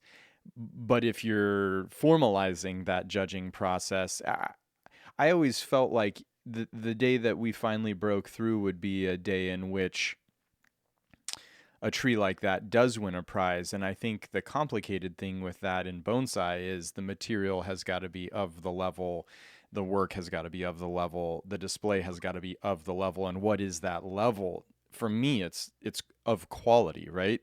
The materiality, the craftsmanship of it, the execution of it. But there's no reason that that tree couldn't win a prize and meet all of those objective criteria. Will it ever? There's probably not many people that assess a show like me that would see that as being possible because it doesn't fit inside that box that you're talking about. But I think with the right understanding of judging, it certainly could. It certainly could. And hopefully we get to a world in bonsai where that's realistic and possible. But it definitely would take more minds like yourself helping to dissect how people perceive those things and the psychology behind it to actually be able to cross that hurdle and remove the bias that exists inside of bonsai as just a metaphor for all of these other things, education being another one. There's a Yeah, bias yeah, of meeting these metrics, and then there's all of these other things that are just as, if not more important, that are not measurable in the current model of things, right? yeah, yeah. There was actually this was like I think a pretty funny way of conveying this, but like in grad school, and arguably like the most, I don't know, challenging person I had to interact with. Great person, but like very grit oriented faculty member who was on my dissertation committee. He used to poke fun at a lot of these things. And there was a Monty Python segment where somebody developed an intelligence test, and but it was made for penguins. And so the whole thing was like, penguins blow this out of the water. They're more intelligent than humans. And so it's like every place in the world will now be like run by penguins. And so his whole thing was like, what are you measuring? Like, what is your goal? And if you measure something, but the goal that you're espousing or the outcome that you're saying you've achieved is something different. I mean, so it was funny and cheeky, but at the same time, he was like, "We do this all the time. We say we're measuring one thing and we're measuring something different, and then we conclude we've identified like the best students in this category, or we've figured out what's working here." But really, we're saying that we're measuring intelligence, but it's based on penguins, and we're trying to measure humans. So What do you think it is, since you have a background in psychology, what do you think it is within us as an organism that makes us want to quantify things so much? And do you think that that's an American thing or do you think that's a human thing?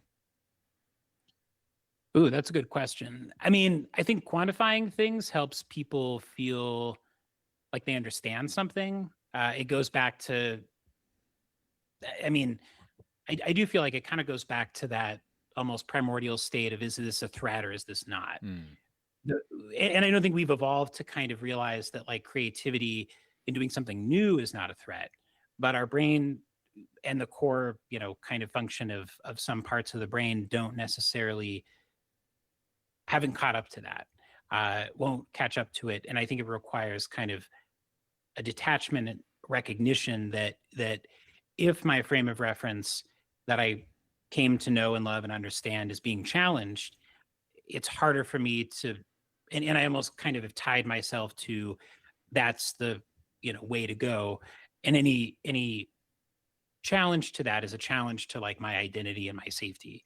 And so part of it is breaking down the barriers of saying this isn't necessarily like a referendum on what you've done or the history, or I mean there's that quote of like, we're standing on the shoulders of giants, we wouldn't be here without this kind of steady progression. But I do feel like sometimes you get into the mindset of like, that's how we did things and that's the way to do it. And then but like math learning is a huge one now, because it's changed from at least how I learned when I was a kid. And people have very visceral responses to that, where it's like, well, you can't change how to do that. You can't change how to do this. And it spans the gambit. So I feel like, be it evaluating creativity in students in essays, evaluating the artistry and creativity of bonsai or music, you know, you go back and you look at kind of what people were saying about rock and roll, and it's like this is an abomination. And then over time you get, you know, higher levels of, I mean, I like Pink Floyd, right? And so I look at that and I'm like, how could you say this is an abomination? Hmm. It's like it's very artistic. You know, some of the albums are like an entire story that has a through line that really pulls on some deep strings of social pressure. And so, you know, but I think the human mind kind of finds those things and then it recognizes them as threats. Hmm. And so it makes even something like judging a bonsai show. And I think the more connected you are to it, you would think all these people should be friends and should like all agree. But the more experience you have with it and the more it's tied to your identity, the harder it is to, you know, entertain the question of what if we did something different, because it immediately triggers kind of a ugh, that hits the wrong notes in the core of my mind as a threat. Hmm. So there's a statistic that I've heard, and I'm not really familiar with how accurate it is, but for a long period of time in education, every generation was more educated than their parents. And I've heard that we have hit a period where we are now going the opposite way, where the next generation is not as educated as their parents were, like we're in the decline. Is that true? Yeah, that's a good question. I would say there's probably some truth to that, and I mean we have access to way. So I think maybe this is the it depends kind of answer, where we have access to way more materials than we've ever had, way more information. I mean, you know, it was almost a mark of shame to say when I was in my doctoral program, I didn't have to go to the library. I could get everything online, which was super nice. I could get research that I needed to help build the backbone of what I was trying to do from a library that was in Wisconsin, and it was instant, right? Before you'd have to like request it and it'd come in the mail, and like that was tough. And that goes back to kind of some of the, you know, in my, you know, people saying like when I was in grad school, we had to go to the library and we were there the whole time. And I think that was kind of a net positive in terms of access to information. But I do feel like there's kind of a pull now to like, where is that information coming from? In fact, one of a client that I've been working with is developing this. I guess it's an app. It's a browsing platform that gives students information on the quality of the resource that they're looking at. So it has some metrics that can guide like their understanding of what's the quality of this source. It's not just like a Google search, but you know, you can put anything out on the internet. And so I think that creates a challenge of like, what should I believe? What's credible? And because nothing is ever set in stone. I mean, you could have a great program for tutoring for students that works in Boston. And then if you apply it here in Denver, it may not work for a variety of reasons. That kind of feels less satisfying than maybe a passionate post that somebody makes on their, you know, in their school board meeting or in social media. And so I think there's a real challenge there with respect to, you know, where the information's coming from. And that's all to say too, there's plenty of bad research out there. There's plenty of uh we have, I mean, there's a history of bad research in the US, you know, either unethical or you know, making claims that were later proven to be incorrect. Actually, if you were in school in the 90s and you experienced there was like whole language versus phonemic language, there was a big push to say like whole language is the way to go. There's a huge lawsuit on that now because it was later sort of I don't want to say debunked, but yeah, I guess that's the best way to put it. Heavily questioned as to whether or not that actually benefited or maybe even harmed students. Hmm. And so I do feel like in instances like that, it kind of makes research that's intended to say, does this work? Does it not? Look like maybe we don't know, and maybe the person who's really passionate about this in a forum ends up getting elevated, and then I think it creates more confusion. But I definitely don't want to say that you know the experts are the only people who know, because I feel like teachers, I feel like parents come up with innovative strategies all the time in this education space, or in just a lot of discoveries are made by people just from a horticultural perspective experimenting with stuff in their backyard. Sure. um, so I think it depends, but I feel like traditionally the kind of standard bearer of like high quality studies as the mode of this worked or it didn't, has changed a bit. Hmm. I don't know if you've seen that in kind of the bonsai space, but there is a lot of horticultural research. People try to apply it to bonsai, and it doesn't work. Yeah. Yep. And that there's a real reason why it doesn't, right? So doing micro experiments is hugely beneficial, and you've democratized like how people can experiment with those things in a space where they can share the results. And I think that's a net positive. So I don't know. I feel like that was kind of a not super satisfying answer, but I think it depends on where the information's coming from. And I don't know, I would say there's a lot of bad, just like in bonsai, there's a lot of bad information Yeah. on forums out there, and there's a lot of good. And it's hard to know how to sift through what's good and what's bad. Yeah. I almost feel like in asking you that, I've been thinking a lot about the direction that creativity is headed, because in the wild west of social media and every individual having a voice now via these vehicles, like you said, somebody can have a very loud voice that may not know exactly what they're talking about, or might even have really bad information, and people glom onto that and become a loyalist to that for their own Yeah. personal reasons, or maybe whatever. Um, but also, it's like that ability to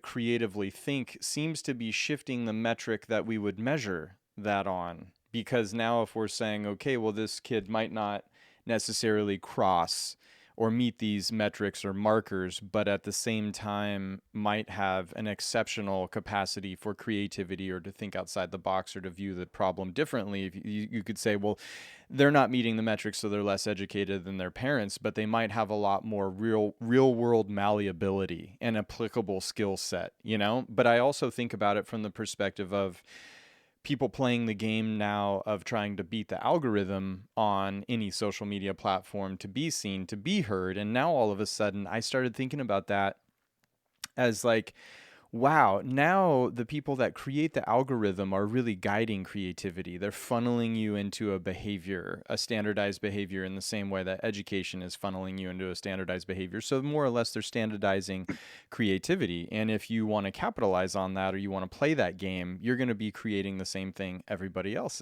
is creating to go viral, or to have your voice heard. But is that really your voice, because you're playing the game that somebody behind a computer, or some company that has a million programmers, like a Facebook or a Meta, or all of those companies, they're kind of dictating creative content, the style of it, the distribution of it now.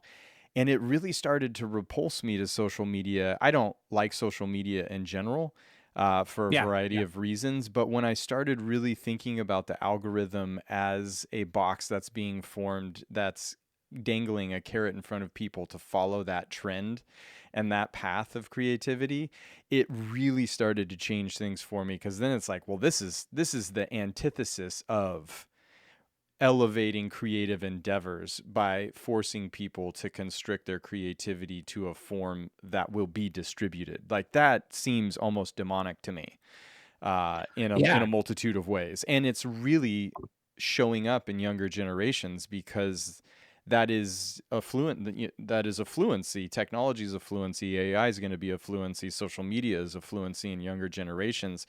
But if they want to use it, they've got to use it in this specific way. And is that actually really that great? Or and here's the other part of that.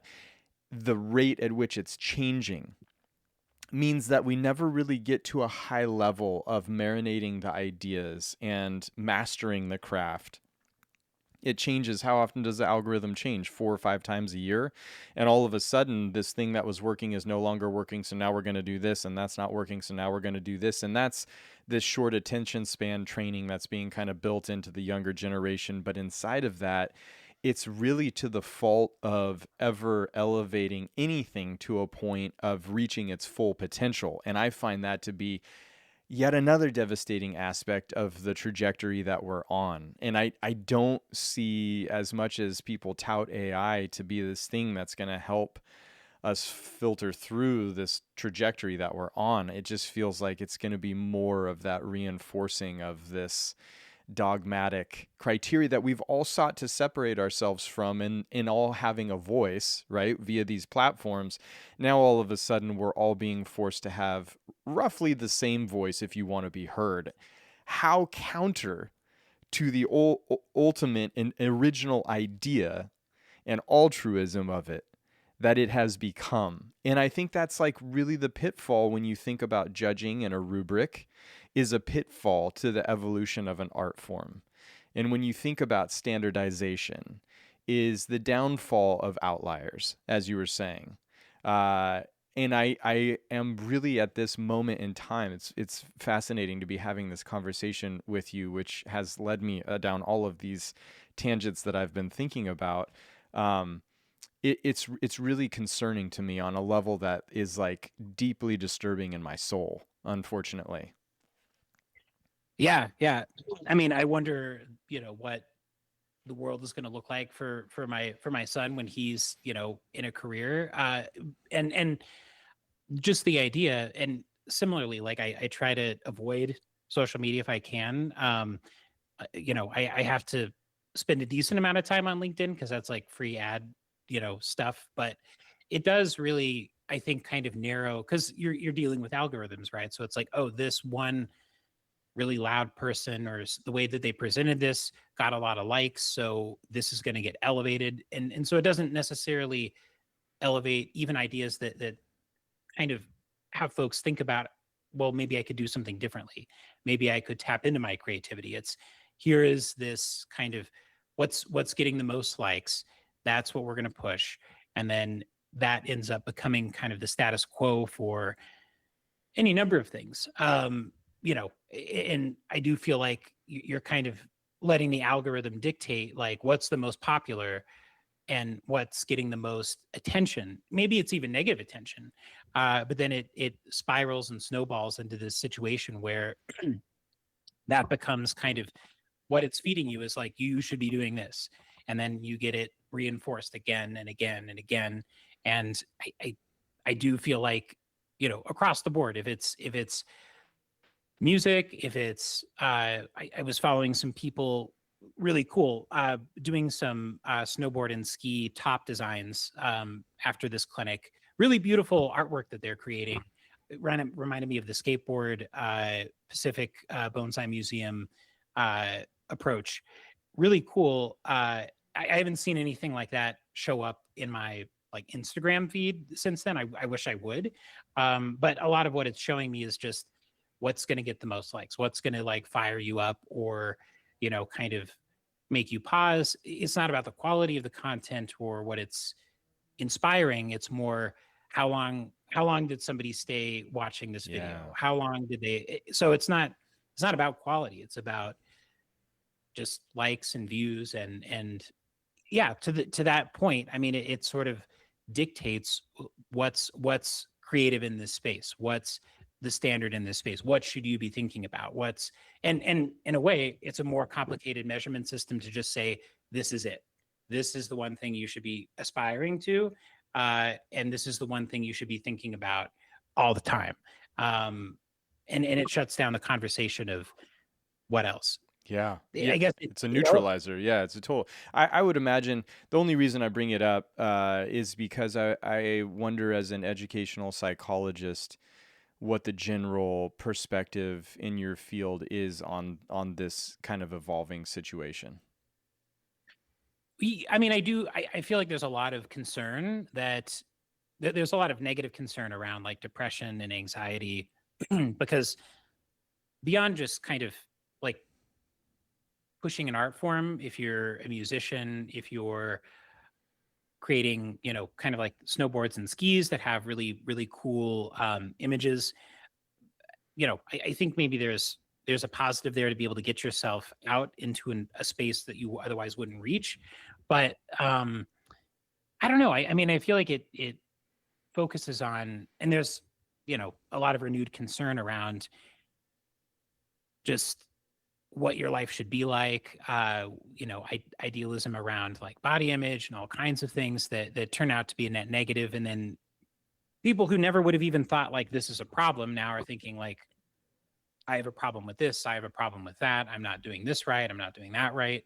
And so I do feel like it is a great I feel like it causes a lot of problems, but I mean, it's that, been a great exchange. It's been a great exchange of ideas, right? Like there's more at our fingertips than ever before. So there is a lot of inspiration out there. And I think it certainly caters to the say you have a pyramid of performance in any given endeavor. It caters to the broadest base of the pyramid, people coming into that. But I don't know that it elevates the peak of the pyramid higher as a result of that, right? I think it's no, actually no, kind of like shrunk down the slope of the pyramid and yeah, more or less homogenized the top or reduced the height that the top can reach. And I think that's unfortunate. I think it's interesting seeing Japanese bonsai going through an evolution right now and potentially shrinking to all foreseeable finds that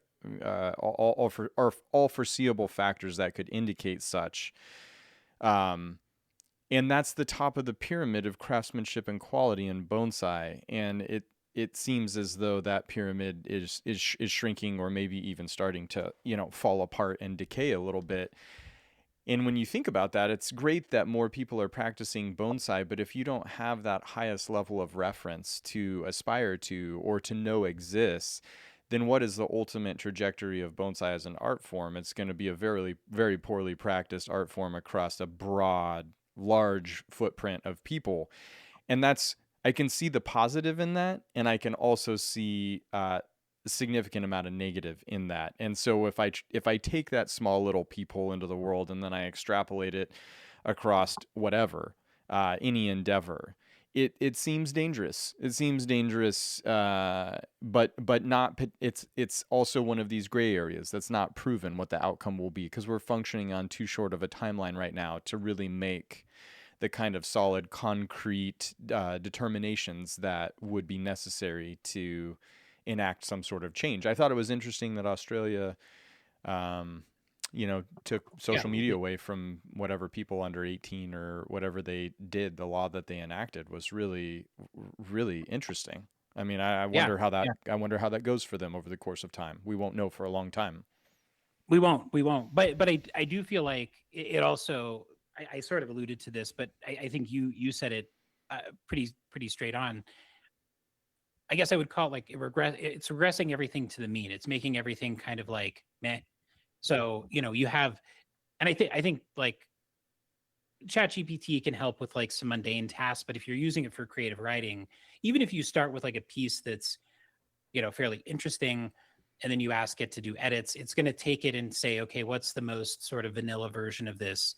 I can, what are most people going to find acceptable?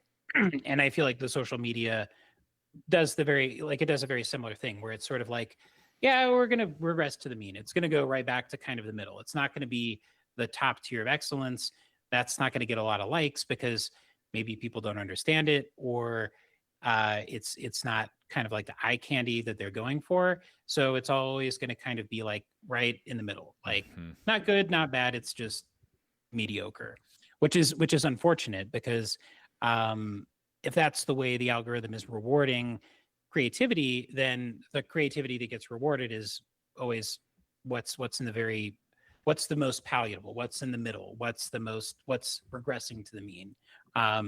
Yeah, and so I think it in and of itself sort of penalizes creativity as well, um, which I mean, we're talking about kids in their formative years as they're growing up and going through high school. There is a lot of research that your creativity kind of decreases over time because you start to have those I would say like superstructures of the world kind of imposed on you. This is how we do things. This is not how we do things. And by the time you're kind of graduating from high school, your your creative spark has already diminished.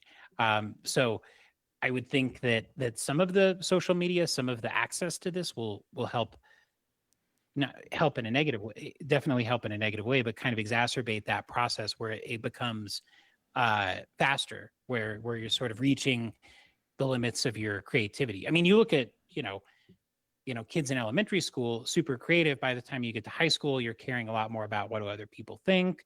How is this going to play out on X, Y, or Z platform? And that's a huge detriment, I would say.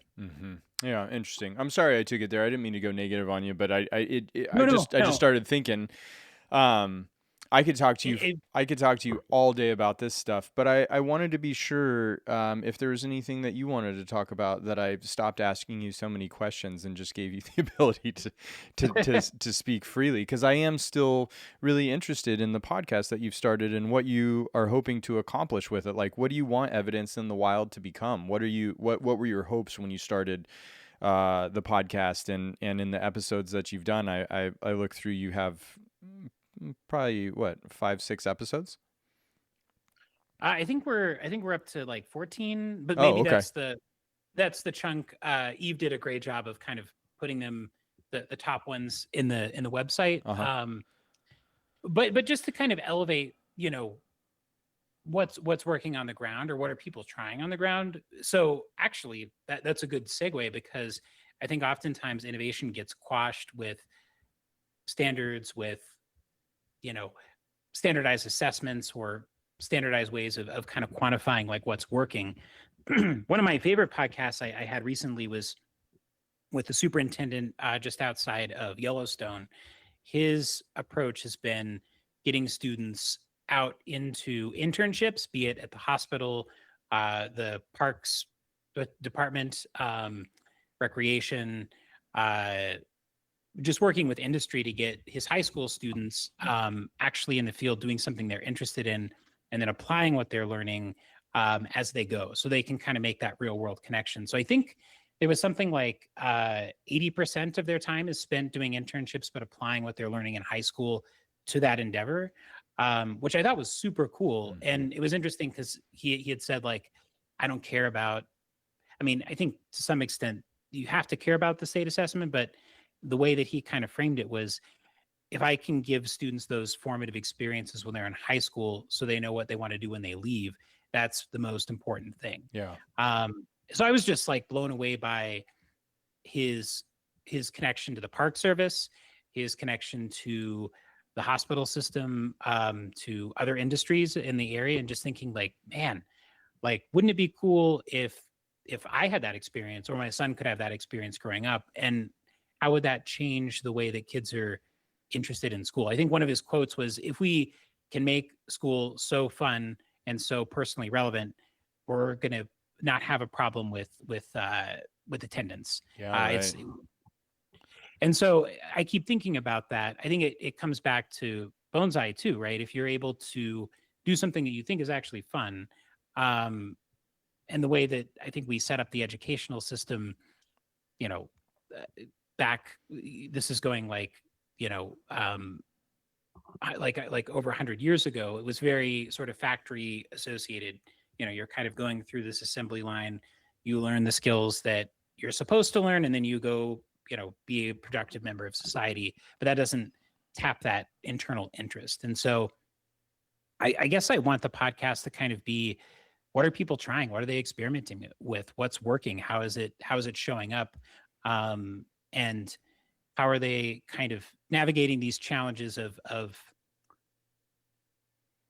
adult child, early child education to make it a better place. And actually, one thing I was kind of curious because I know you work with a lot of students. This is kind of in the adult education space, although I know Josh Porter had mentioned there were some projects that were maybe in the works with the local hospital Hmm. system with some kiddos. But I guess like one thing that I feel like is always a challenge is hitting the right, and maybe adults are able to kind of articulate where the point is where so I feel like we have kind of this zone of proximal development, right? Where you have something you can do half the time, and then the other half you're kind of just at the point where you're able to kind of be proficient, but you still struggle. And as a practitioner that works with a lot of students that are trying to push their skill set, how do you envision kind of pushing them past the point of maybe where they're comfortable, but you're not because I feel like sometimes you can like just socially speaking or like writ large, you don't want to push students past their like breaking point, right? Where they're like, you know what, like I'm done with this. That's partially why even for my son, I was like, I'm not going to teach him how to ski. The ski instructors know how to make it fun. I want to make sure it's fun, right? But like, how do you help folks push through the the part where it's uncomfortable? Because I mean, there's also this whole thing in education where like grit and determination and persistence through the challenge builds strength, and I feel like that is true, but I always wrestle with like how much is too much, if that Yeah. makes any sense, Yeah, right? absolutely. Yeah, so I think that's the my methodology. Obviously, I apprenticed with Mr. Kimura, and it was a fairly rigorous. Well, not fairly. It was a very rigorous educational style where perfection was the only benchmark, and anything else was not acceptable. But I definitely recognize people aren't coming here to apprentice with Mr. Kimura when they come to study with me because they do bonsai in their free time. They don't aspire necessarily. I mean, maybe they would love to be able to make bonsai at the highest level, but that's something that you have to earn over time. And so I sort of set my parameters of proficiency on can they wire, can they use raffia, do they know how to prune, do they know the timing for things, do have we understood the horticulture, or have I continued to make that a conversation that is equally as important as design? But the other thing that became acutely aware of in my studies in Japan is that if I had studied with Mr. Kimura and we were working on, say, nursery stock every day, I would have gained a significant amount of knowledge from Mr. Kimura. Had I studied with a different master that wasn't as proficient, but I was working on the best trees in Japan, I would have gained a significant amount of knowledge from the level of those trees. But if you have the level of instruction with the level of trees, now all of a sudden you get the double whammy of education and bonsai. And that was really why I created Mirai close to Randy Knight and a lot of other talented people so that I could have the quality of stock as well as the quality of education that I aspire to provide. And I could let the tree do a lot of the work for me, which is to say, I tend to pair students with trees where not only is the student slightly uncomfortable, but I'm slightly uncomfortable letting them work on it. And I know that Yeah. if I'm feeling that as an instructor, I'm going to be giving them the highest quality of instruction. I'm going to be watching them grow as a result of the instruction plus what the tree is demanding of them. But if I do blow them out of the water for total failure or set them up for total failure, I'm going to lose that student because it is demoralizing to harm a tree when our aspirations are to make a good tree. So I'm always very acutely aware of that level of susceptibility, but my tool in my back pocket, my ace up my sleeve, is always the tree because the tree is so much of the success or failure, and lining a student up with a tree that they like, a species they want to know about so they're personally invested and they see how this does elevate their own collection and their trees back home, as well as a tree that is of a quality they potentially haven't worked on before, and a tree that's demanding techniques that they need to improve upon. So I'm always pairing trees with scopes of work to students and their skill sets. But we start out the week at Mirai. The first conversation we have, what are you here to learn this week? And I try to give them that plus something they never mentioned. So I have over 15 years of doing this. I have definitely broken students, which is not something to be proud of at all if you're trying to enhance people's ability to enjoy the art form and pursue it at a level that gives them a lot of satisfaction. And those were hard lessons that helped me realize, okay, I really have a lot of power in my hands here to make or break somebody's passion for this art form. And it does not behoove us to break people, right? Whereas my apprenticeship in Japan, more people broke than succeeded by a lopsided, say a 10 to 1, 15 to 1, broke to succeeded kind of but Mr. Kimura's obligation was different because people came to him asking him to make them bonsai professionals, and it's a tough go. So he had that obligation to help them see a long-term potential for success or not. I'm glad I don't have that pressure. I would not find much joy in that. But I do have students that also want to reach the professional level, and that's where you push on the gas a little bit, and if they break, then it's not a bad thing that they realize that maybe it's not for them. So there's like a gradient to that as well. It's not a buttoned up, bow on it answer, just like some of the things that you've said. It's not as satisfying to say I don't have a hard fast rule, but I definitely understand the gradient and the potential of enhancing people's passion versus decreasing their passion, and I try to handle Right. that responsibly for sure. But the tree is always my ace up my sleeve. Yeah. No, it sounds like you're hitting that zone of proximal development just right, where if you're a little uncomfortable and they're a little uncomfortable, that's kind of the sweet spot for learning. I think if it's too easy, then it's like, what am I doing? And if it's too hard, then it's like I'm like paralyzed by being overloaded, overwhelmed. And so I think that's kind of what you're describing is kind of that sweet spot of, what can I do, or what can I feel, kind of sort of I might succeed, I might not, but they have you there as Mm-hmm. a reference, as a guide, as a teacher. And I think, at least in my mind, I feel like that's the correct amount of struggle. And oftentimes I think I think in the US in particular, we kind of associate struggle with like maybe you're not good at it, maybe you're not a natural. And I mean I keep going back to like I don't think anybody's ever a natural. Like if you look at, an Olympic skier, it's not like they're like, I get up, I do stuff, and then I ski a little bit, and then I like win a gold medal. Like they're doing that like constantly, Yeah. right? It's a proficiency thing, right? And sometimes we expect results faster, or the struggle becomes this idea that like you're not good at it, you should give up. And I'm always kind of curious where that needle lands. I mean, I can think of like my graduate program. One of my mentors kind of had the philosophy of like, I'm going to try to break you. If you survive, great. If you don't, maybe you shouldn't do this. And looking back, it was like, well, I mean, I certainly uh, feel like that built some grit. At the time, I was like, geez, this is like punishing. I don't know Brutal. that Yeah. it's yeah, Brutal. it's which I didn't know what that like. I guess it was like, well, he follows like the Oxford style. I didn't know what that meant, but it was like, we'll put you through the gauntlet. If you survive, great. If you don't, like, and to be fair too, I mean, that was even somebody who had failed people when they went to their defense, which is kind of like the ultimate mark of like you go through the whole program, and then that's kind of the you survive or you don't. You shouldn't even get to that point and think that you could fail, but he left it, unknown. You could still fail. You could go all the way to the end and still fail. Um, and I guess to me that was motivating. Maybe there was a lot of like, I don't know, fear associated with it, but I think that's probably not the best way to motivate students, where it's like, you may survive, you may not. Like, we'll see. Hopefully you do. Yeah.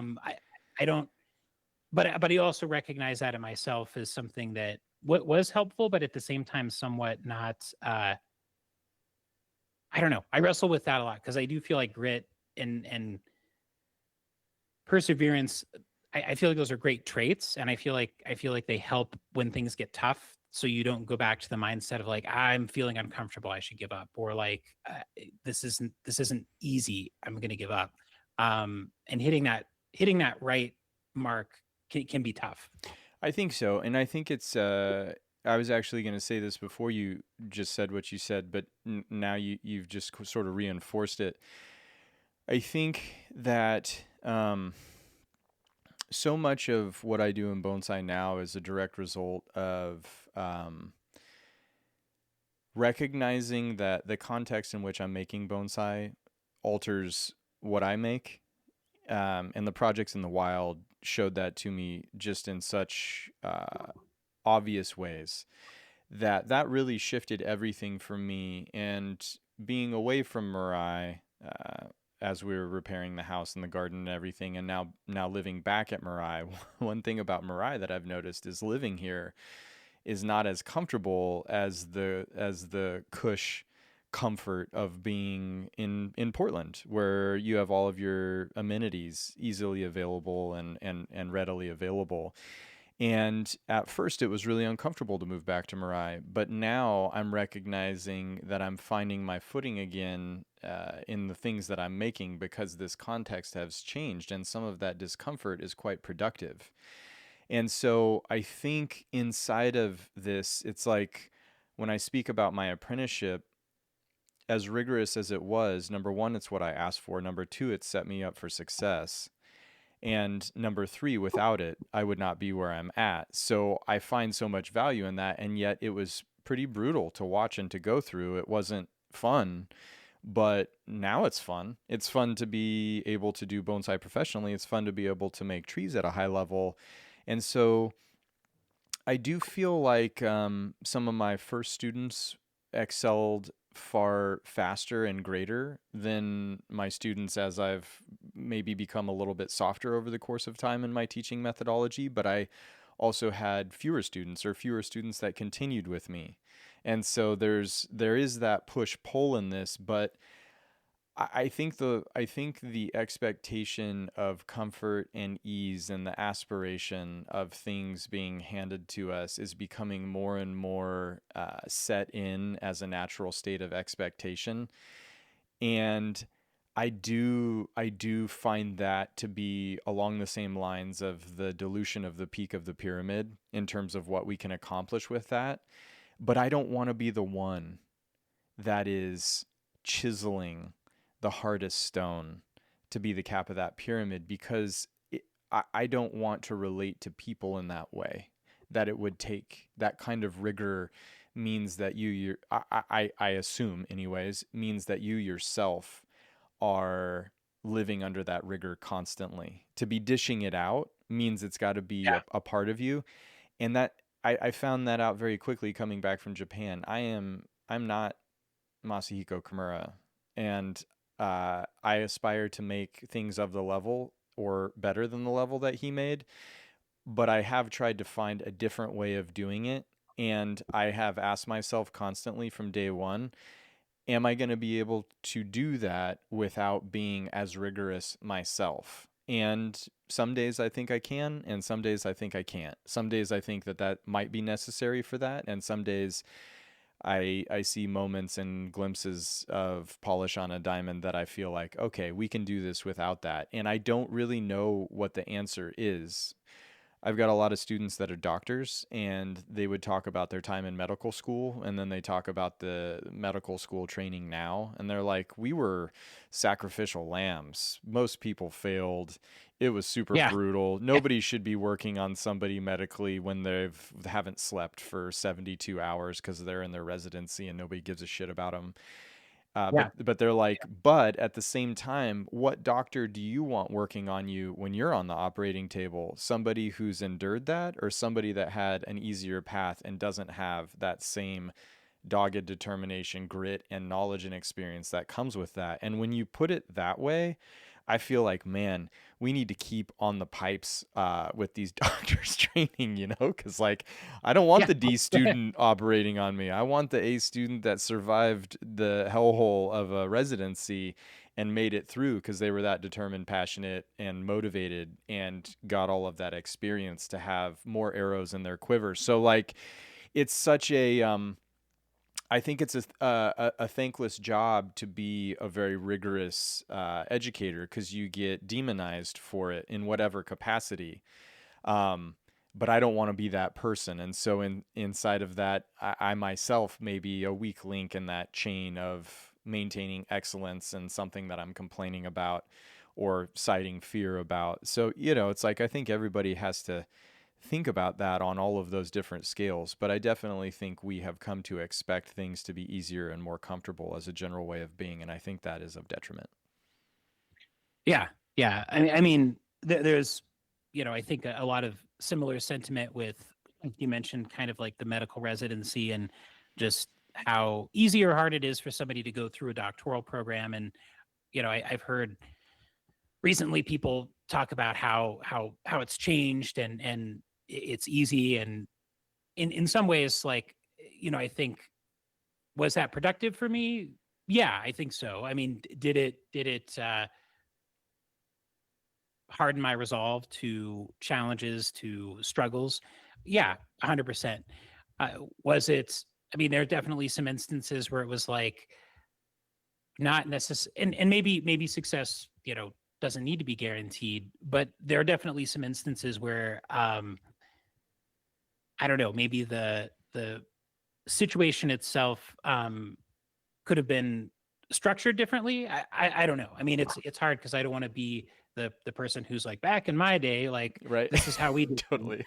right? And like now you can just get like, so there's that. And then there's also, you know, what was too much, what was like unnecessary.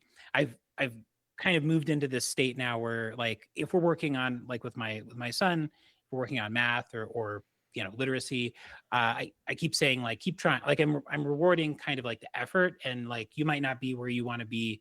You might not be able to do this yet, but you have to keep trying. You have to keep trying. And I think historically, a lot of the educational achievements in the US have always been like these ties to, like, you're a natural, you're a gifted, and that kind of makes you assume, like, well, then the people who are doing that, who are good at it, don't try, or they're naturally, they just stepped into it and it worked. And I feel like that's a detriment too, where the expectation is that it's going to be easy. Uh, It, that sets you up for failure, right? Hmm. So what's the middle ground that allows people to feel that discomfort, progress through it, but not go through the grinder where it's like you're going to get, like, completely destroyed and we hope you survive, Yeah. right? Yeah. Like, Well, and I think like when you say go through the grinder and get destroyed, ultimately, I do think it comes down to breaking people psychologically. Like I think that's the outcome, and I think about our fascination with professional sports and the level of professional sports, and I think about watching my son's little league team and everybody gets a trophy no matter if they won a game that year or not and stuff like that. And I guess the world ultimately is going to be the ultimate judge and jury, and the people that are going to reach that level are going to have failed a lot and had the dogged determination to get to that level. And right. then people that don't reach that level, maybe they didn't have the ability, maybe they didn't put in the time, maybe they broke in the process of it. And is that bad or not? It certainly puts some dents in the psychology of people going through that. Is it ultimately bad? I don't really know. Um, Yeah, I but don't but either. at some point, the world is not a friendly place in the ultimate grand scheme of things, and having some failure and the necessity to overcome is I think a necessary skill set to arm people with. Unfortunately, I don't want to be the guy doing that. So Yeah, so there it yeah, is. yeah. No, 100%. And I think when I was doing, like, football in middle school, the way that the coaches interacted with the students, I mean, I don't think that would be it would be totally different today, right? Like, just Is the sheer totally amount of different. expletives and, Yeah. like, yeah. So, so, but I would say, from my perspective, that struggle was important. It helped. And when things have been, gritty and, even sometimes downright terrible in life, it gives you kind of the sense of, like, I survived that. Hmm. So what is next? Yeah. Um, and if you don't have that, then I don't know, maybe giving up seems like the easy answer, which, I'm trying to kind of foster that productive struggle with my kiddo. And hopefully it's a success. We'll see. Time will tell. But I think you're right too. Um, we'll see the types of professionals that come out of different professions with different standards. And but I struggle with that all the time. What's the right level of challenge for a student without breaking them down? I did have another one for you though around. You've been doing more exhibitions, and this is like a complete pivot. I hope that's okay. Please Um, pivot.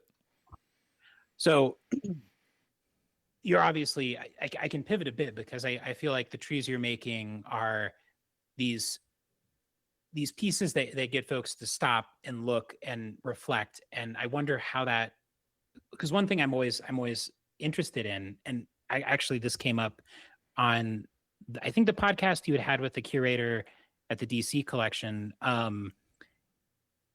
Putting high quality trees on display, even in places where people aren't expecting them, and they see that level of artistic ability. They see something that maybe they haven't even fathomed as a tree, as a representation of time, as a representation of so many things. Have you seen that small dosage like affect people? I imagine so, but I know you've been presenting in spaces that are not the traditional bonsai exhibition, the traditional show.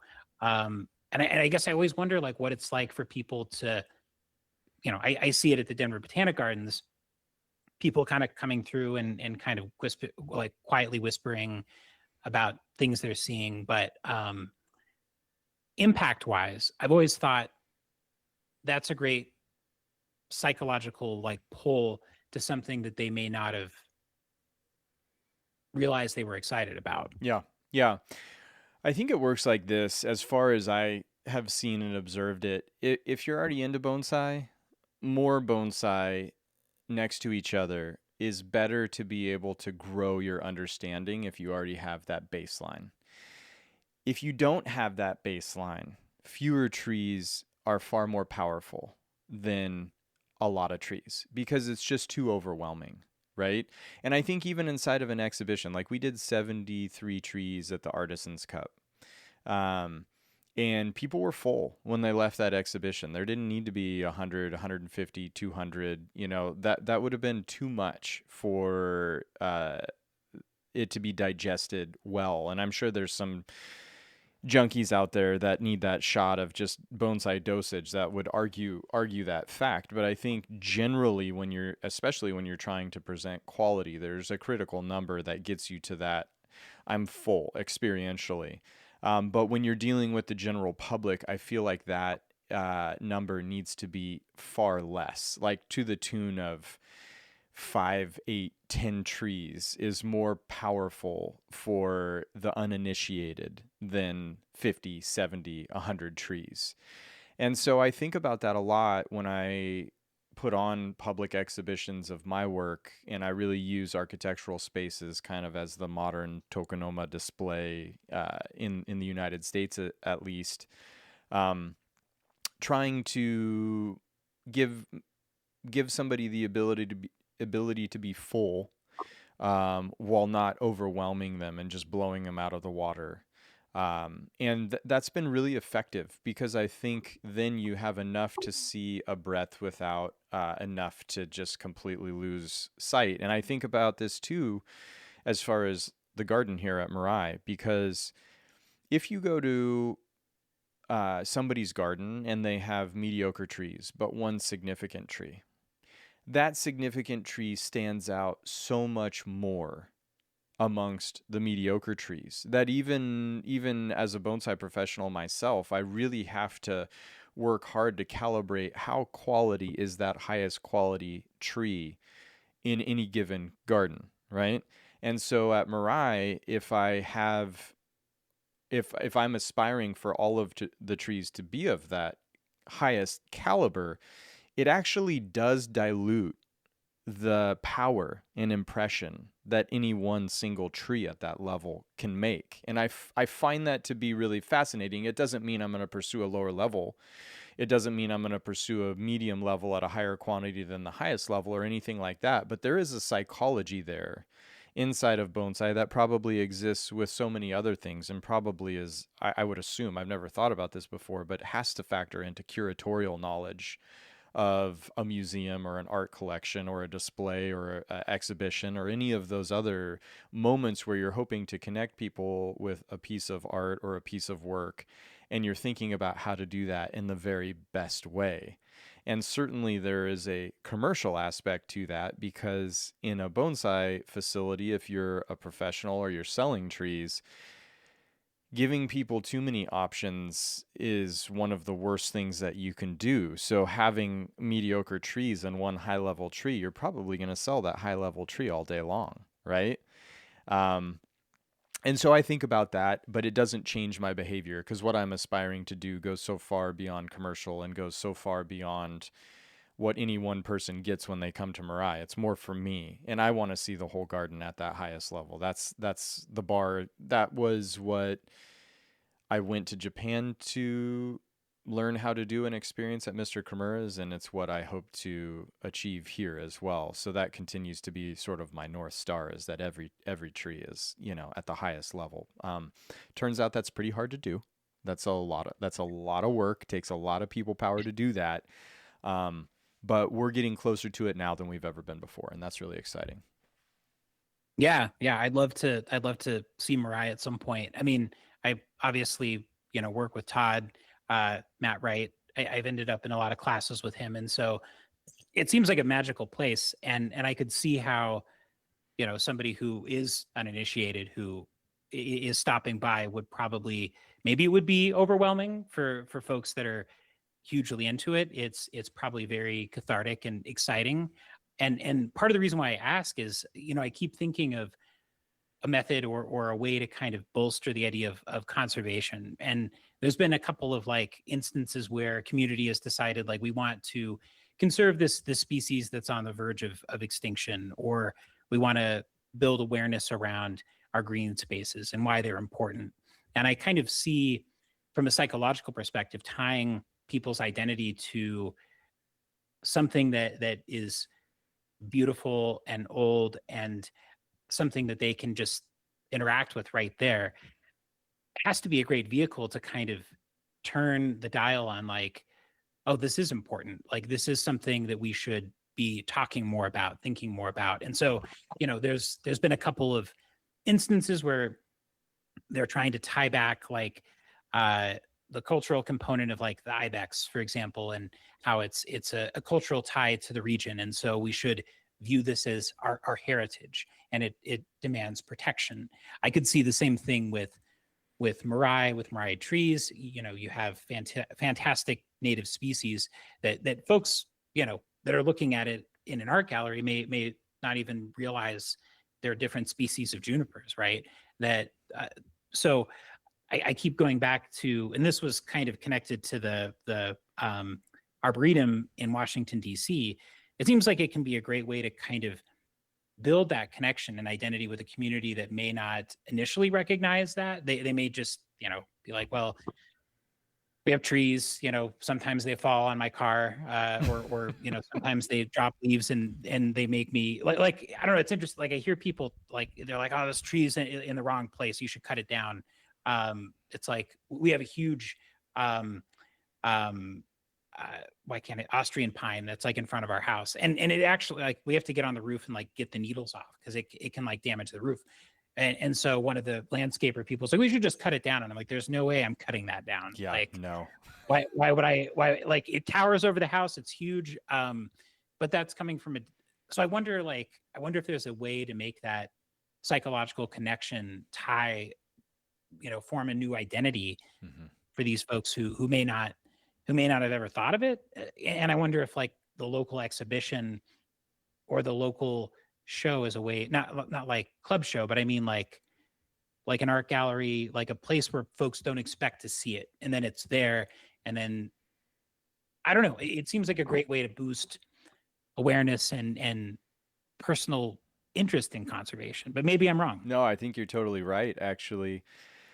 And I think it's It's a because I've dealt with this a lot, obviously, with the projects in the wild and really wanting bonsai to serve more of a purpose than being a vanity based art form or a commodity, a possession, and thinking about how to do that. And I will tell you that I have found it a fairly large chasm to cross to introduce somebody to bonsai and get them to connect to how that tree represents a necessity for conservation. That is a big jump in a very short moment that I have with them. But the idea can definitely be introduced. And in some of my exhibitions I've prepared, I think a lot of it comes down to context and signage. But I've prepared signage that shows the native range of the species, talks about its rarity or endangered, particularly talking about, say, just the pygmy cypress. It's the rarest conifer, one of the rarest conifers on Earth, and is extremely endangered, right?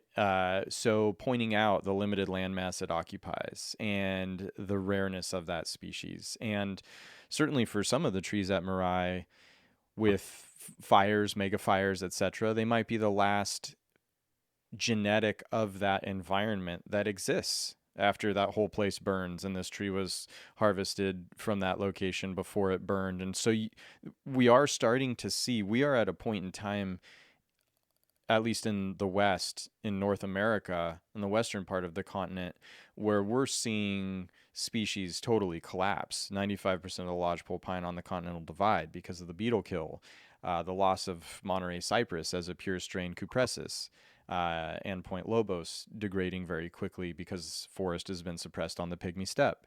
So there's a lot of these moments. When I was in Israel, I went to see the last old growth grove of Syrian juniper right on the border of Syria, Lebanon, and Israel. And there were like 5 trees. And those were the oldest and the last of the Syrian junipers that exist in the world.